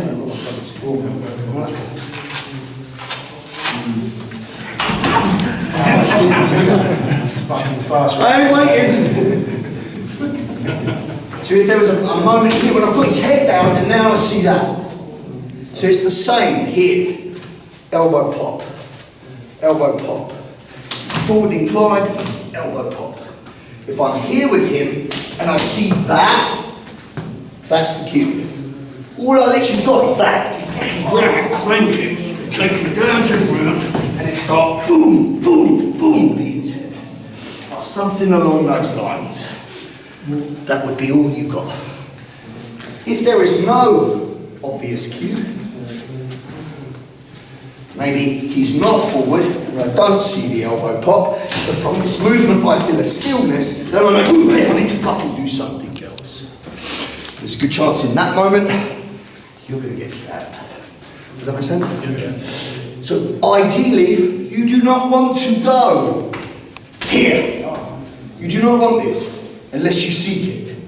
Here, boom, we seek it. But I do not want him to shut me down. Really. Does that make sense? Because not only can I not fight well from here with primary weapons, I also can't escape. I can't flank, I can't run. I'm here. So if he's here and dominating me and stifling movement whilst reaching for a weapon, that's bad. Yeah? And that's one of the reasons that you don't want to grapple. What are the 4 reasons you don't want to grapple? Weapons, multiples, environment, experience. Yeah, you don't want to do that. You don't want to play that game. You want the clinical game. Yeah? So the clinical game is we're here, boom, that's the clinical game. You know, you want that ability, left and right, from anywhere, any restriction, any tool. If you do that, there is no fight. You end the fight before it's a fight. Yeah? But if you go to ECQ, standing or on the ground, it's the last resort. So you need to finish it quickly before he gets a weapon. You need to finish it quickly before his friends come. Make sense? It also works the opposite way. So if I have a weapon, so let's say it's a woman, and it's a large or aggressive male. she's not going to win on strength. She needs an equaliser. Yeah? So if this guy's slamming this girl into the wall and manhandling, come on, bitch. If he's slamming you into the wall and there's a weight, strength, size disparity, then he'll dominate. It's here it would be justifiable for this woman to access this blade and put lots of holes in him.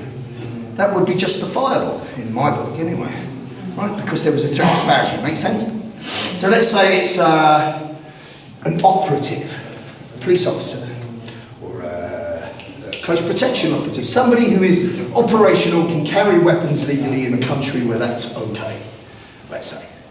And he's overpowered by somebody at the wall and he needs to get to his tool. The tool could be pepper spray. The tool could be a flashlight. The tool could be concealed carry firearm, or in this case we're going to use a knife. Right? There is a very good time to access the weapon and use it, and there's a very bad time. The right time and the wrong time, right? So, the wrong time would be me trying to access the weapon when one of his arms is in proximity to him. That would be the wrong time.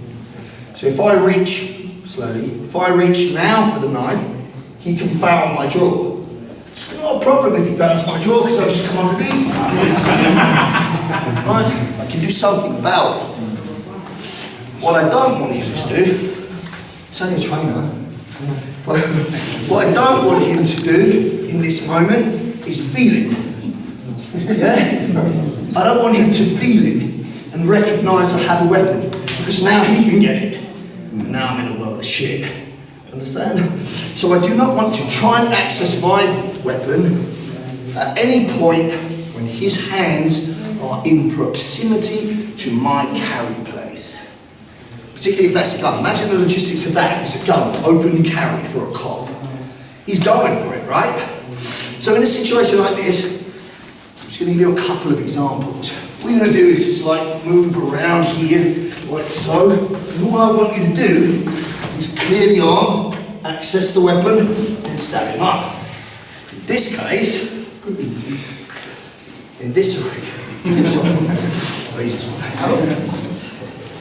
I like this one better though. In this case, when it was here, I arm dragged, I pulled it across and closed the space with pressure.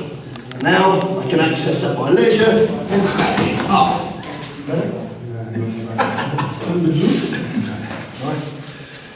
Another example might be, we're in this situation and now I pop under here. So now I can get it at my leisure. Yes? And stab, stab, stab. No right way, no wrong way.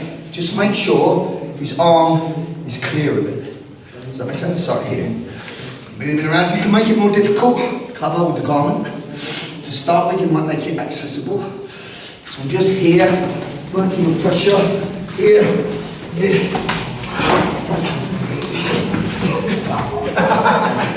Sorry, I went off.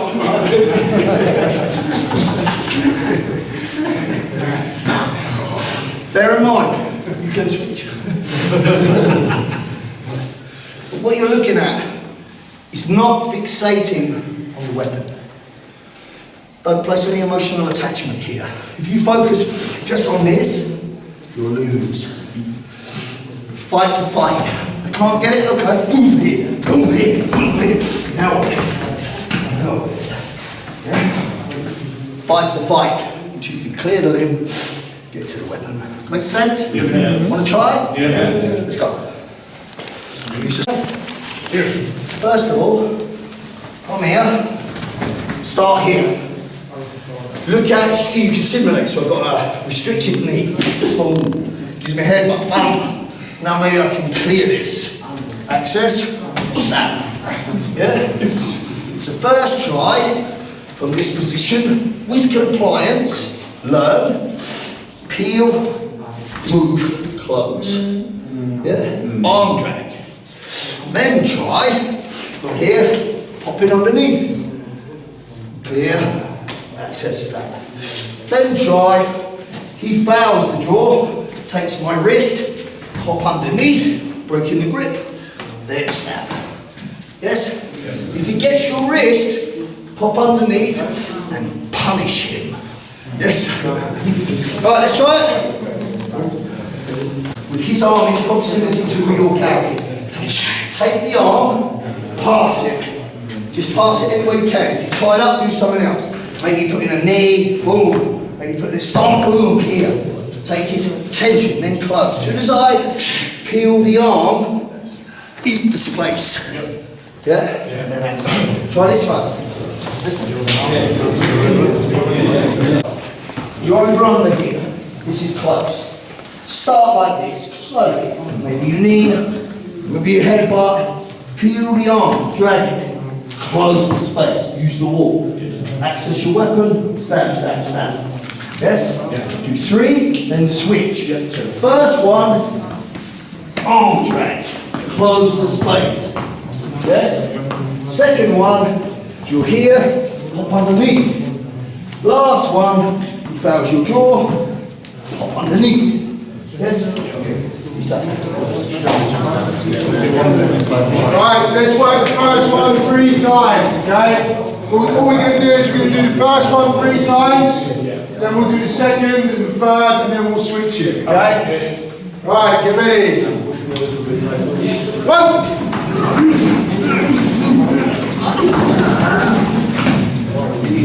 Good, right, and again, get ready. Same thing again. 2.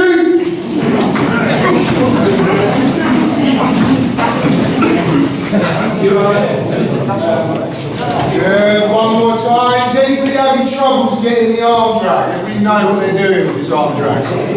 Anybody? Nope. Oh, good, right. Last time. Get ready. 3.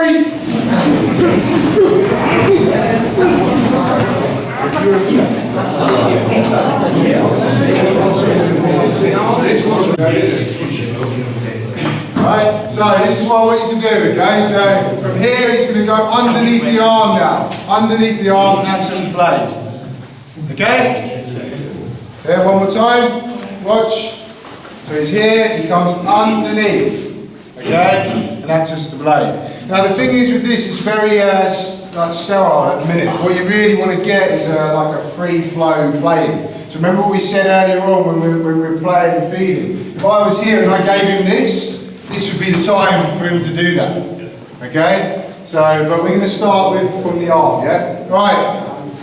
Get ready. Same thing again 3 times to my count. Get ready. 1.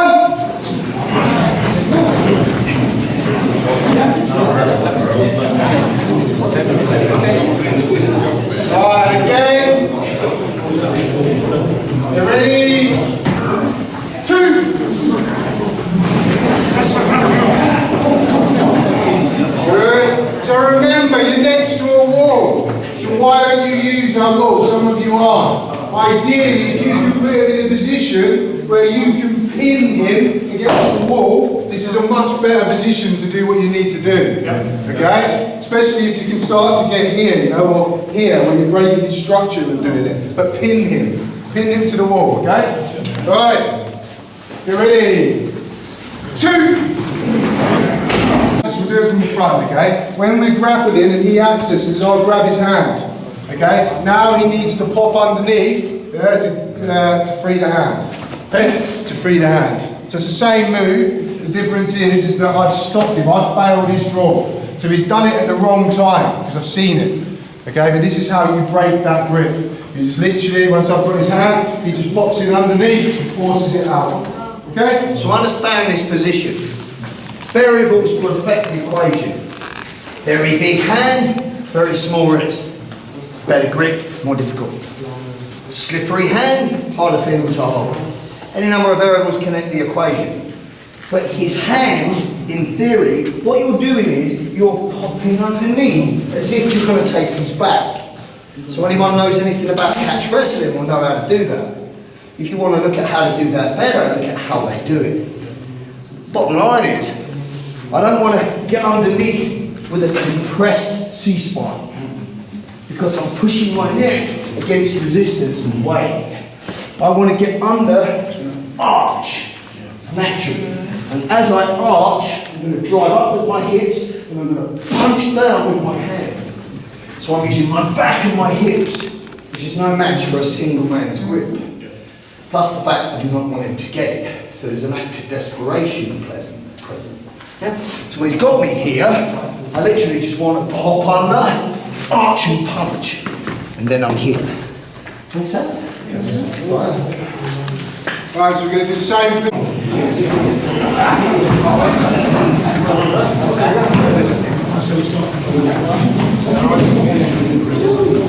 Right, again, ready? 2.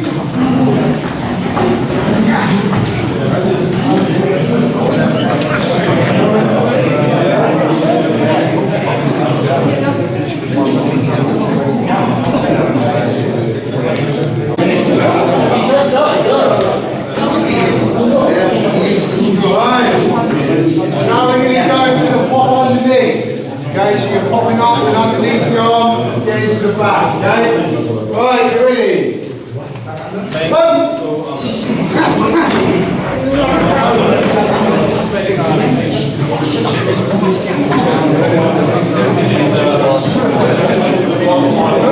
Right, get ready?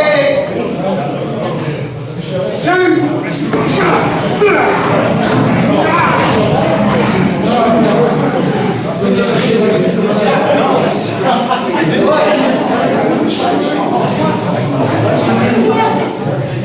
Understand that at any point during any of this, if somebody fouls something you're doing, branch. Do something else. If you can't get the arm down, because there's a contest of will here, leave him in the ball, stamp on his foot, headbutt the cunt. Hurt him. Do not fixate on the weapon, the weapon, the weapon. Fight the fight. Fight the fight, then get to the weapon. Fight the fight, then retain it. But if you struggle when there's this, you know what I mean? Imagine that you had an impact weapon, a stick, and you're about to engage with somebody. And as you move, you drop the stick. Do you think you should emotionally fixate on the stick and try to pick the stick up? Of course not. This fucker will be on you. If I drop the stick, boom, I hit him. Branch. If you can't do this, give him something to think about. If he's being a cock, not letting you get underneath him, bam, fuck, boom, hit the gun. Then get underneath. Yeah? Make it happen. Non-compliance, he goes both ways. Finish it up. Right, you ready? 3.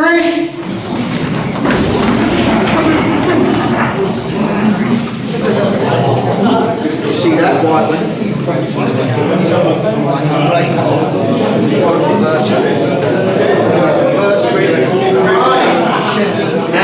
Now you can follow your draw. Each one of those is the same thing. You pop it up underneath the arm. You get it? Right, let's go. You ready?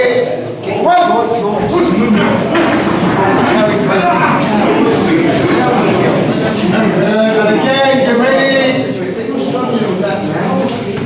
2.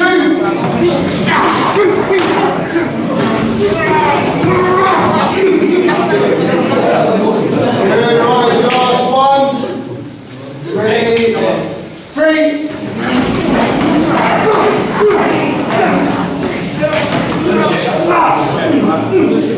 I want to make one more point. Make one more point. It's pretty much saying what Lee just said, okay? But when you do this type of drill, what we said at the beginning is you need to play. There's a little bit of compliancy. Because as soon as you start to chuck down the window and we start to really play with this, to be honest with you, the best time for me to access my play is when it comes to the floor. That's personally what I do. As soon as we get in the grapple, I knee and I hit. And as soon as I knee and I hit, I'm not thinking about my blade until I've got a response from him. So all this grappling and being non-compliant is bollocks, you did it. As soon as he starts being, it's not in my head, I'm not thinking, oh, he's not being compliant. As soon as we get into this, then I get the blade. I'm hitting him first, I'm not grappling with him. This is anti-grappling. Hit the cunt, get to your weapon. Right, so to work out the context as well, look at this as a video clip, right? And ask yourself, What part of this video clip do you want to take part? So right now, you're taking part from here. This is where it begins. Well, why is it here? Why didn't you click boom, ending?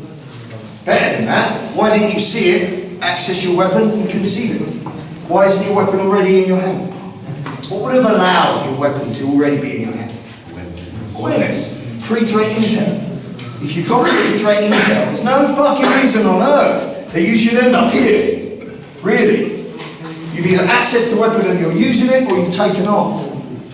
Or outside of that, he comes close, and bam, now you've hit him, and now you're dominant. But if you've been taken by surprise, and all of a sudden he's on you, and you're here, you fucked up. You fucked up. So it all comes back to the same thing. What point do you want to take part in that event? I don't want to go there. I want to go home. So ideally I see him and I avoid him. If not, he comes towards me, I'll take my weapon now. If I need the weapon, maybe there's a disparity. There isn't, but if there was, right? Maybe he's got 3 friends. Maybe he's armed and he's concealed. Yeah? Maybe your friends do. Right? You get the point. If there's 3 of them, and the 3 walking towards me, one's got his arm behind his back, do you think I would be in a better place if I had my weapon to hand? Yeah. Fuck it, it's multiple assailants potentially armed. That's as bad as it gets. So yes, you should arm under those situations. What if it's just one guy? He's potentially hand behind his back and it's a woman. Armed. Fucking armed. She doesn't want to be thrown against the wall, fucking attempting this fucking geezer's trying to fucking rape her and then try and get to her knife. She should have it in her hand. So awareness and pre-threat intel is the most important. All this is a contingency plan. What if I see him early? I avoid him. What if I see him and he approaches? I access my weapon. What if there's a disparity in threat? I use my weapon first. What if I can't get to the weapon? I haven't got a weapon. I hit him first. Then what if I hit him and he crashes me down? Well, now I need to do this. It's a last resort. It's not a seek thing. Does that make sense? Do you understand where this belongs? Yeah. Right, let's bring it in. Narrative. Okay, so the way this is going to work is we're going to it's going to be a game. Okay, so Harge is going to have his blade. Okay, and what's going to happen is they're going to get into a grapple. As soon as they get into the grapple, your intention is to end it as quickly as possible. Okay, we're going to do it 5 times. Out of one of them 5, he's going to access the blade. Yeah, and he's going to try and stab you. Okay, so you need to get to the timing rule, and he needs to not allow you to do it. Do you understand? Right, I'm just scope for injury there. This is how we used to play it. Yeah, I know, but there's no way. Okay. There's no way. So From the strikes. you probably, Instructors. if you're going to do this, the progression is kick, full face helmet, groin guard. Because now when you come away from script, you're fighting to make that work, which is a different game. Flight time, repetition time, gives you the ability to do that. What you've just done probably doesn't. In which case, fight the fight. You'll probably find that you drop the threat unarmed and don't need your knife, in which case access it when the man's down. You might find that you actually do access it and then you drop it, leave it, fight the fight. And a number of things can happen. But this is a good drill to show you how difficult it can be, right? I'm just going to have, his job is just to grapple there. But make sure that if you strike, and you will, you need to pull your strikes. Because I need you here tomorrow. Does that make sense? Yes. Carry So, on. let me just explain it properly, okay? You do it. So, Show it. Do it. yeah, okay. So, his job is going to be to grapple with me. Okay, he's a grappler, he's going to literally close me down, and he's going to look to grapple with me. Okay? I don't want to grapple with him. So I'm going to employ what we've done earlier. Restricted striking, biting, maiming, gouging, all of that stuff, okay? And this drill finishes with him on the floor, okay? Out of one of these, he will try and access the blade in the grapple, okay? What you'll probably find from most of the times that I've done this, is that he doesn't get the chance to access the weapon. Because I'm not waiting for him to access the weapon. As soon as we get into this, straight away I'm on him. See, I'm not trying to grab him. Shot. Did he pull that shot? No, he didn't, did he? That's what I mean, scope for injury. Right? Yeah, But what's inside of this drill? What's inside of this drill is all of that. Okay, I'll have the knife. All of that is inside of this drill. Don't just rely on weapons, the timing rule. If you can end it with the environment, slam him into the wall. If you can end it with ballistic manipulation, chin rip the cunt to the floor. If you can end it with biting and gouging, gouge and bite the cunt. And if you can end it with restricted striking, strike. All of these options are available, but somewhere inside of your 5 times, try and access your tool. Does that make sense? If nothing else, it will show you where your priorities lie. So for us living in the UK where no weapons are allowed, I only carry weapons in countries that allow, or I carry some kind of improvised alternative.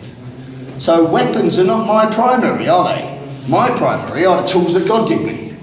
That's what I use in the main. And if I find myself in a situation where I'm no longer cognitive, what do you think is going to come out? I'll probably forget that I've got a weapon and I'll just use the tools that I've got. That's most likely. But if I lived in the US, where I would be shooting every day, my primary would be my concealed carry. So it's a different priority, yes? Here, you can carry some weapons, you have some scope. So really, you should get both. But the only way you're going to bring your weapon into play is, 1, if you've preemptively accessed it, which is the best access of all, because you have intel and awareness, now it's in your hand. Or 2, if you find yourself in the fight, you've got to fight the fight. There's a good chance when you are adrenalised, you will not remember that you are carrying a weapon. You will be midbrain. The only way you will remember that you're carrying a weapon is if you practice in-fight weapon access under stress to the same degree as your unarmed skills. And none of you do that. So I just want you to recognise, if you carry all this tactical fucking latest shit on your body, when you go midbrain, you won't remember. Unless you drill it. Yes? So it's a good way to show that. I will just try and show you, just to fair it up a little bit. Okay? So you understand what you're doing. I'm looking to grapple, you're looking not to grapple. Okay? And inside one of these goes, I'm going to try and access the blade, which will see what happens. Okay?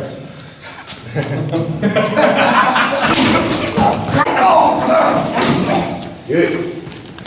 That'll learn you.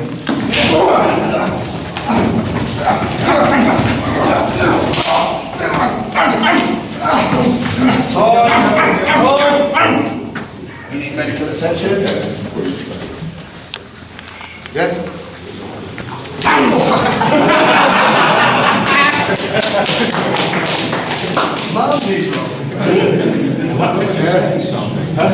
Yeah? But do you see the scope for injury? Yes. So play light, really. Play lighter than that. We will just separate the speed.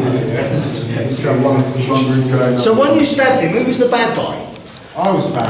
Right, okay. It's because you didn't finish me quick enough, I managed to get to my blade. So imagine then, in that situation, that quicker dynamic, and you're carrying a knife. Do you think you could forget you're carrying it? Yeah. Of course you could. So if nothing else, it emphasises the point. If you carry tools, you should practice accessing them under stress. 2 ways you can practice in-fight weapon access. 1, what you just did in the fight. 2, he has big boxing gloves on. There's a signal to go. As soon as I blow the whistle, he's trying to knock me out. And now I have to go up while I try and access. And then return the fight dynamic. Fucking difficult. Try it. Fucking difficult. When we do the Blade Com seminar, you will do this. It's part of the stress. Yes, you can carry a tool. Yes, you're really good at using it. But can you get to it? That's everything. All of these skills you practice with the blade are great. Right? They're all great. But my recommendation to you would be train your first 3 to 6 months on nothing but accessing the tool. Accessing the tool. Just this. Till it is so smooth. Because no matter how smooth you get it, under stress it's not as smooth. You want it smooth enough. And to get it smooth enough, you need at least 10,000 correct repetitions. Yes? Makes sense? Yeah. You've got to cut that neural pathway. But have a little play to finish up. 15 minutes? Alright, 5 seconds. Well, I need to split them into 2 though. Yeah? Hurry up, good. Right, so what's going to happen is you're going to get with a partner and we're going to split the group into 2. Because as you can see, it takes up quite a bit of room. I want you to try and keep it confined, but yeah, you're going to take room. So, I reckon you should do it in the rooms. yeah? Alright, let's just it. Alright, get with a partner. Grapple. He's going to try and grapple with you. Yeah? You need to finish the fight. One of the 3 times you access, only one. Okay, your objective, the best way to deal with this is to hit the cunt fast. If you try and grapple with him, one is probably a better grappler, Yeah, and secondly, he's got a fucking blade. So don't. Hit him. Hit him and then finish it, okay? Right, so it's going to be three. Try and pull your shots as much as possible. Mouth guards in. My personal opinion, you're all trying to be instructors here, yeah? So, at the end of the day, fucking hell, you've got to fucking dig deep, get in there and fight. Do you know what I mean? This is what it's about, so let's fucking do it. Right? Get ready. When you're ready, scrapple.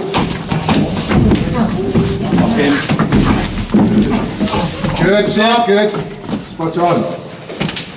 And again, remember you can access the blade at any point. You start by the grapple.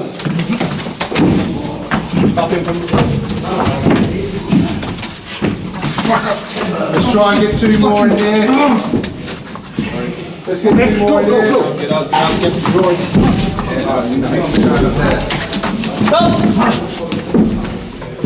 You got the knife, that's good. Did you manage to get it without getting stabbed? Or did you get stabbed? He took the knife. Fucking hell, fair play. Right, that's it. You can come out now. You don't have to do three. You just have to get the knife out. Oh yeah, so switch over. You just have to get the knife out within three. If I tell you to get it out on the first one, then you know what's coming, yeah? You understand? It needs to be spontaneous. Right, let's go. Let's get two people in here. Right, so you both know one of you use the knife. Your objective is to grapple. It starts with you like grappling with him. As soon as you start to grapple, he's going to try and finish you. Okay, and the grappler. You're the grappler, yeah? I'm the grappler and he's not anti-grappler. Yes, he's the anti-grappler. But you've got 3 goes. Now you still in life. In one of your goes, when you grapple here and you fight and try and exit the Then you can. Okay, Yes. I understand. Okay, no problem. Keine Verletzung. Mouth guards recommended. Right, when you're ready, you start.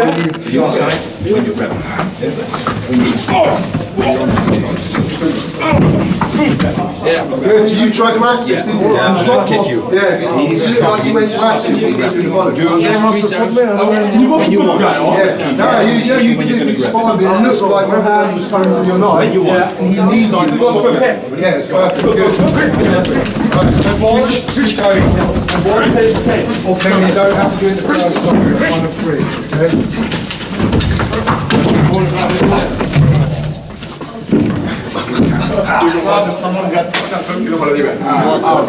Right, here you go.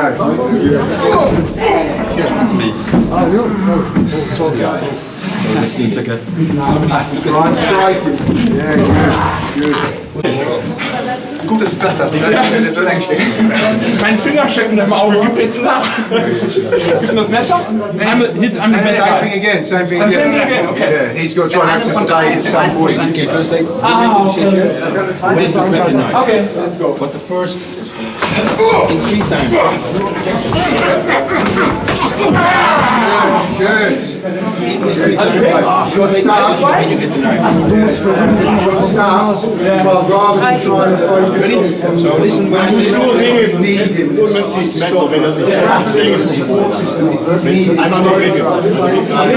Versuchen nicht ganz auf die Schulter schmeißen.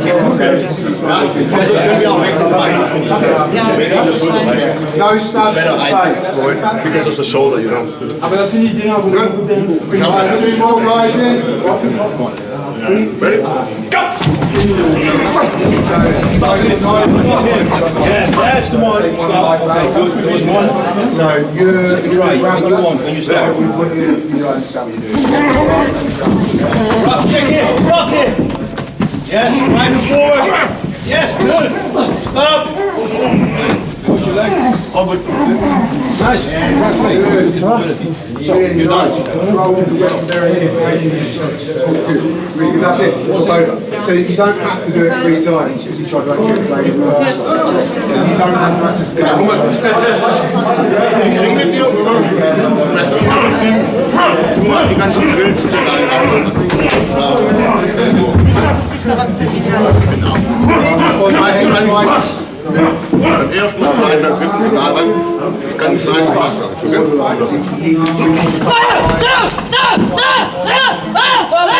Stop. Okay. That's it. Don't stick on him too long. Okay, you take this. Yeah. Okay. So, it's done. Stop. Go away. Wenn ich unten bin, kannst du abhauen. Geh hier rum. yes, Yes, stop him.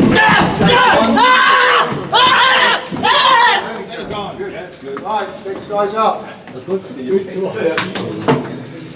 coming in here? Somebody else in here? I need to change. Right, so you're a grappler, yeah? And then within one of them you pull out the blade, okay? Yes, nice. Stop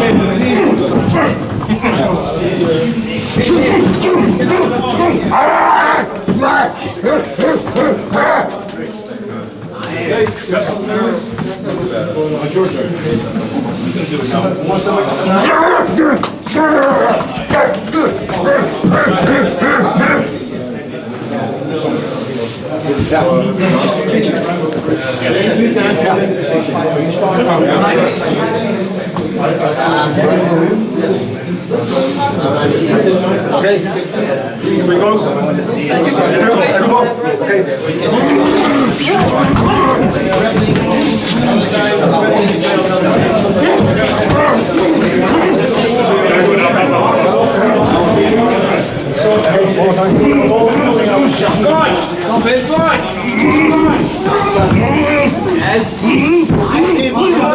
Striking a bit.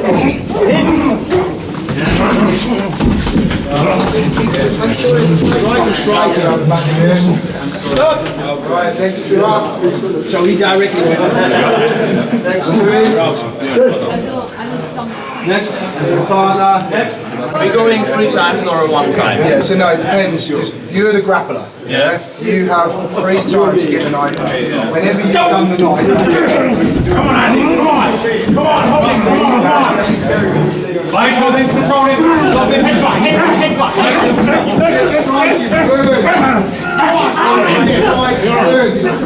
Beat it down to the floor. Good. A little bit non-compliant, which is good because it's making you fight harder. It's good. Okay, and again. Hit him. Stabbing you in the neck. Stop! No, don't stop. Just keep him going. Keep him fighting. Neer, fucking neer!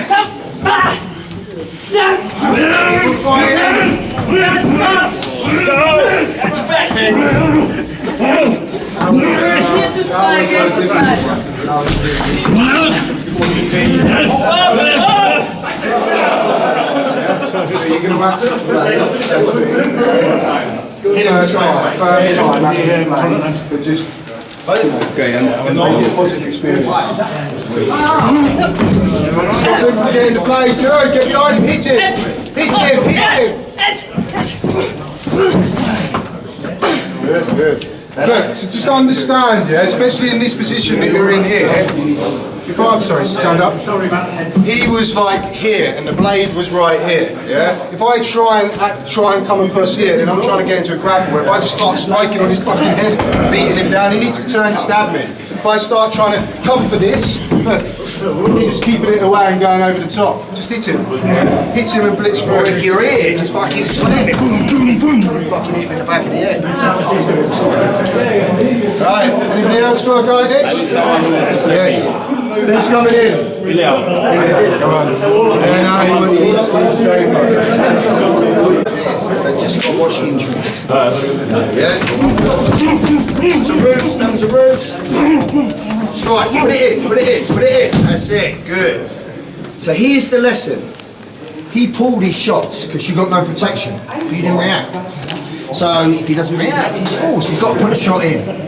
So he put a shot in enough to make you react, then he got out. So I felt that I didn't feel that's fair and game, isn't it? That's fair and game. What's better? If you have kick. You need kick. This is dangerous. You need kick. So if you've got kick, now you can put the shot in. You know what I mean? But the other compartment here, and you were forced into it. So it's what we do. With you, it's fine, because you're tough, you have that mentality. Most students, they won't come back. Yeah, so that's the only reason. But no game in class. I wouldn't do this in class.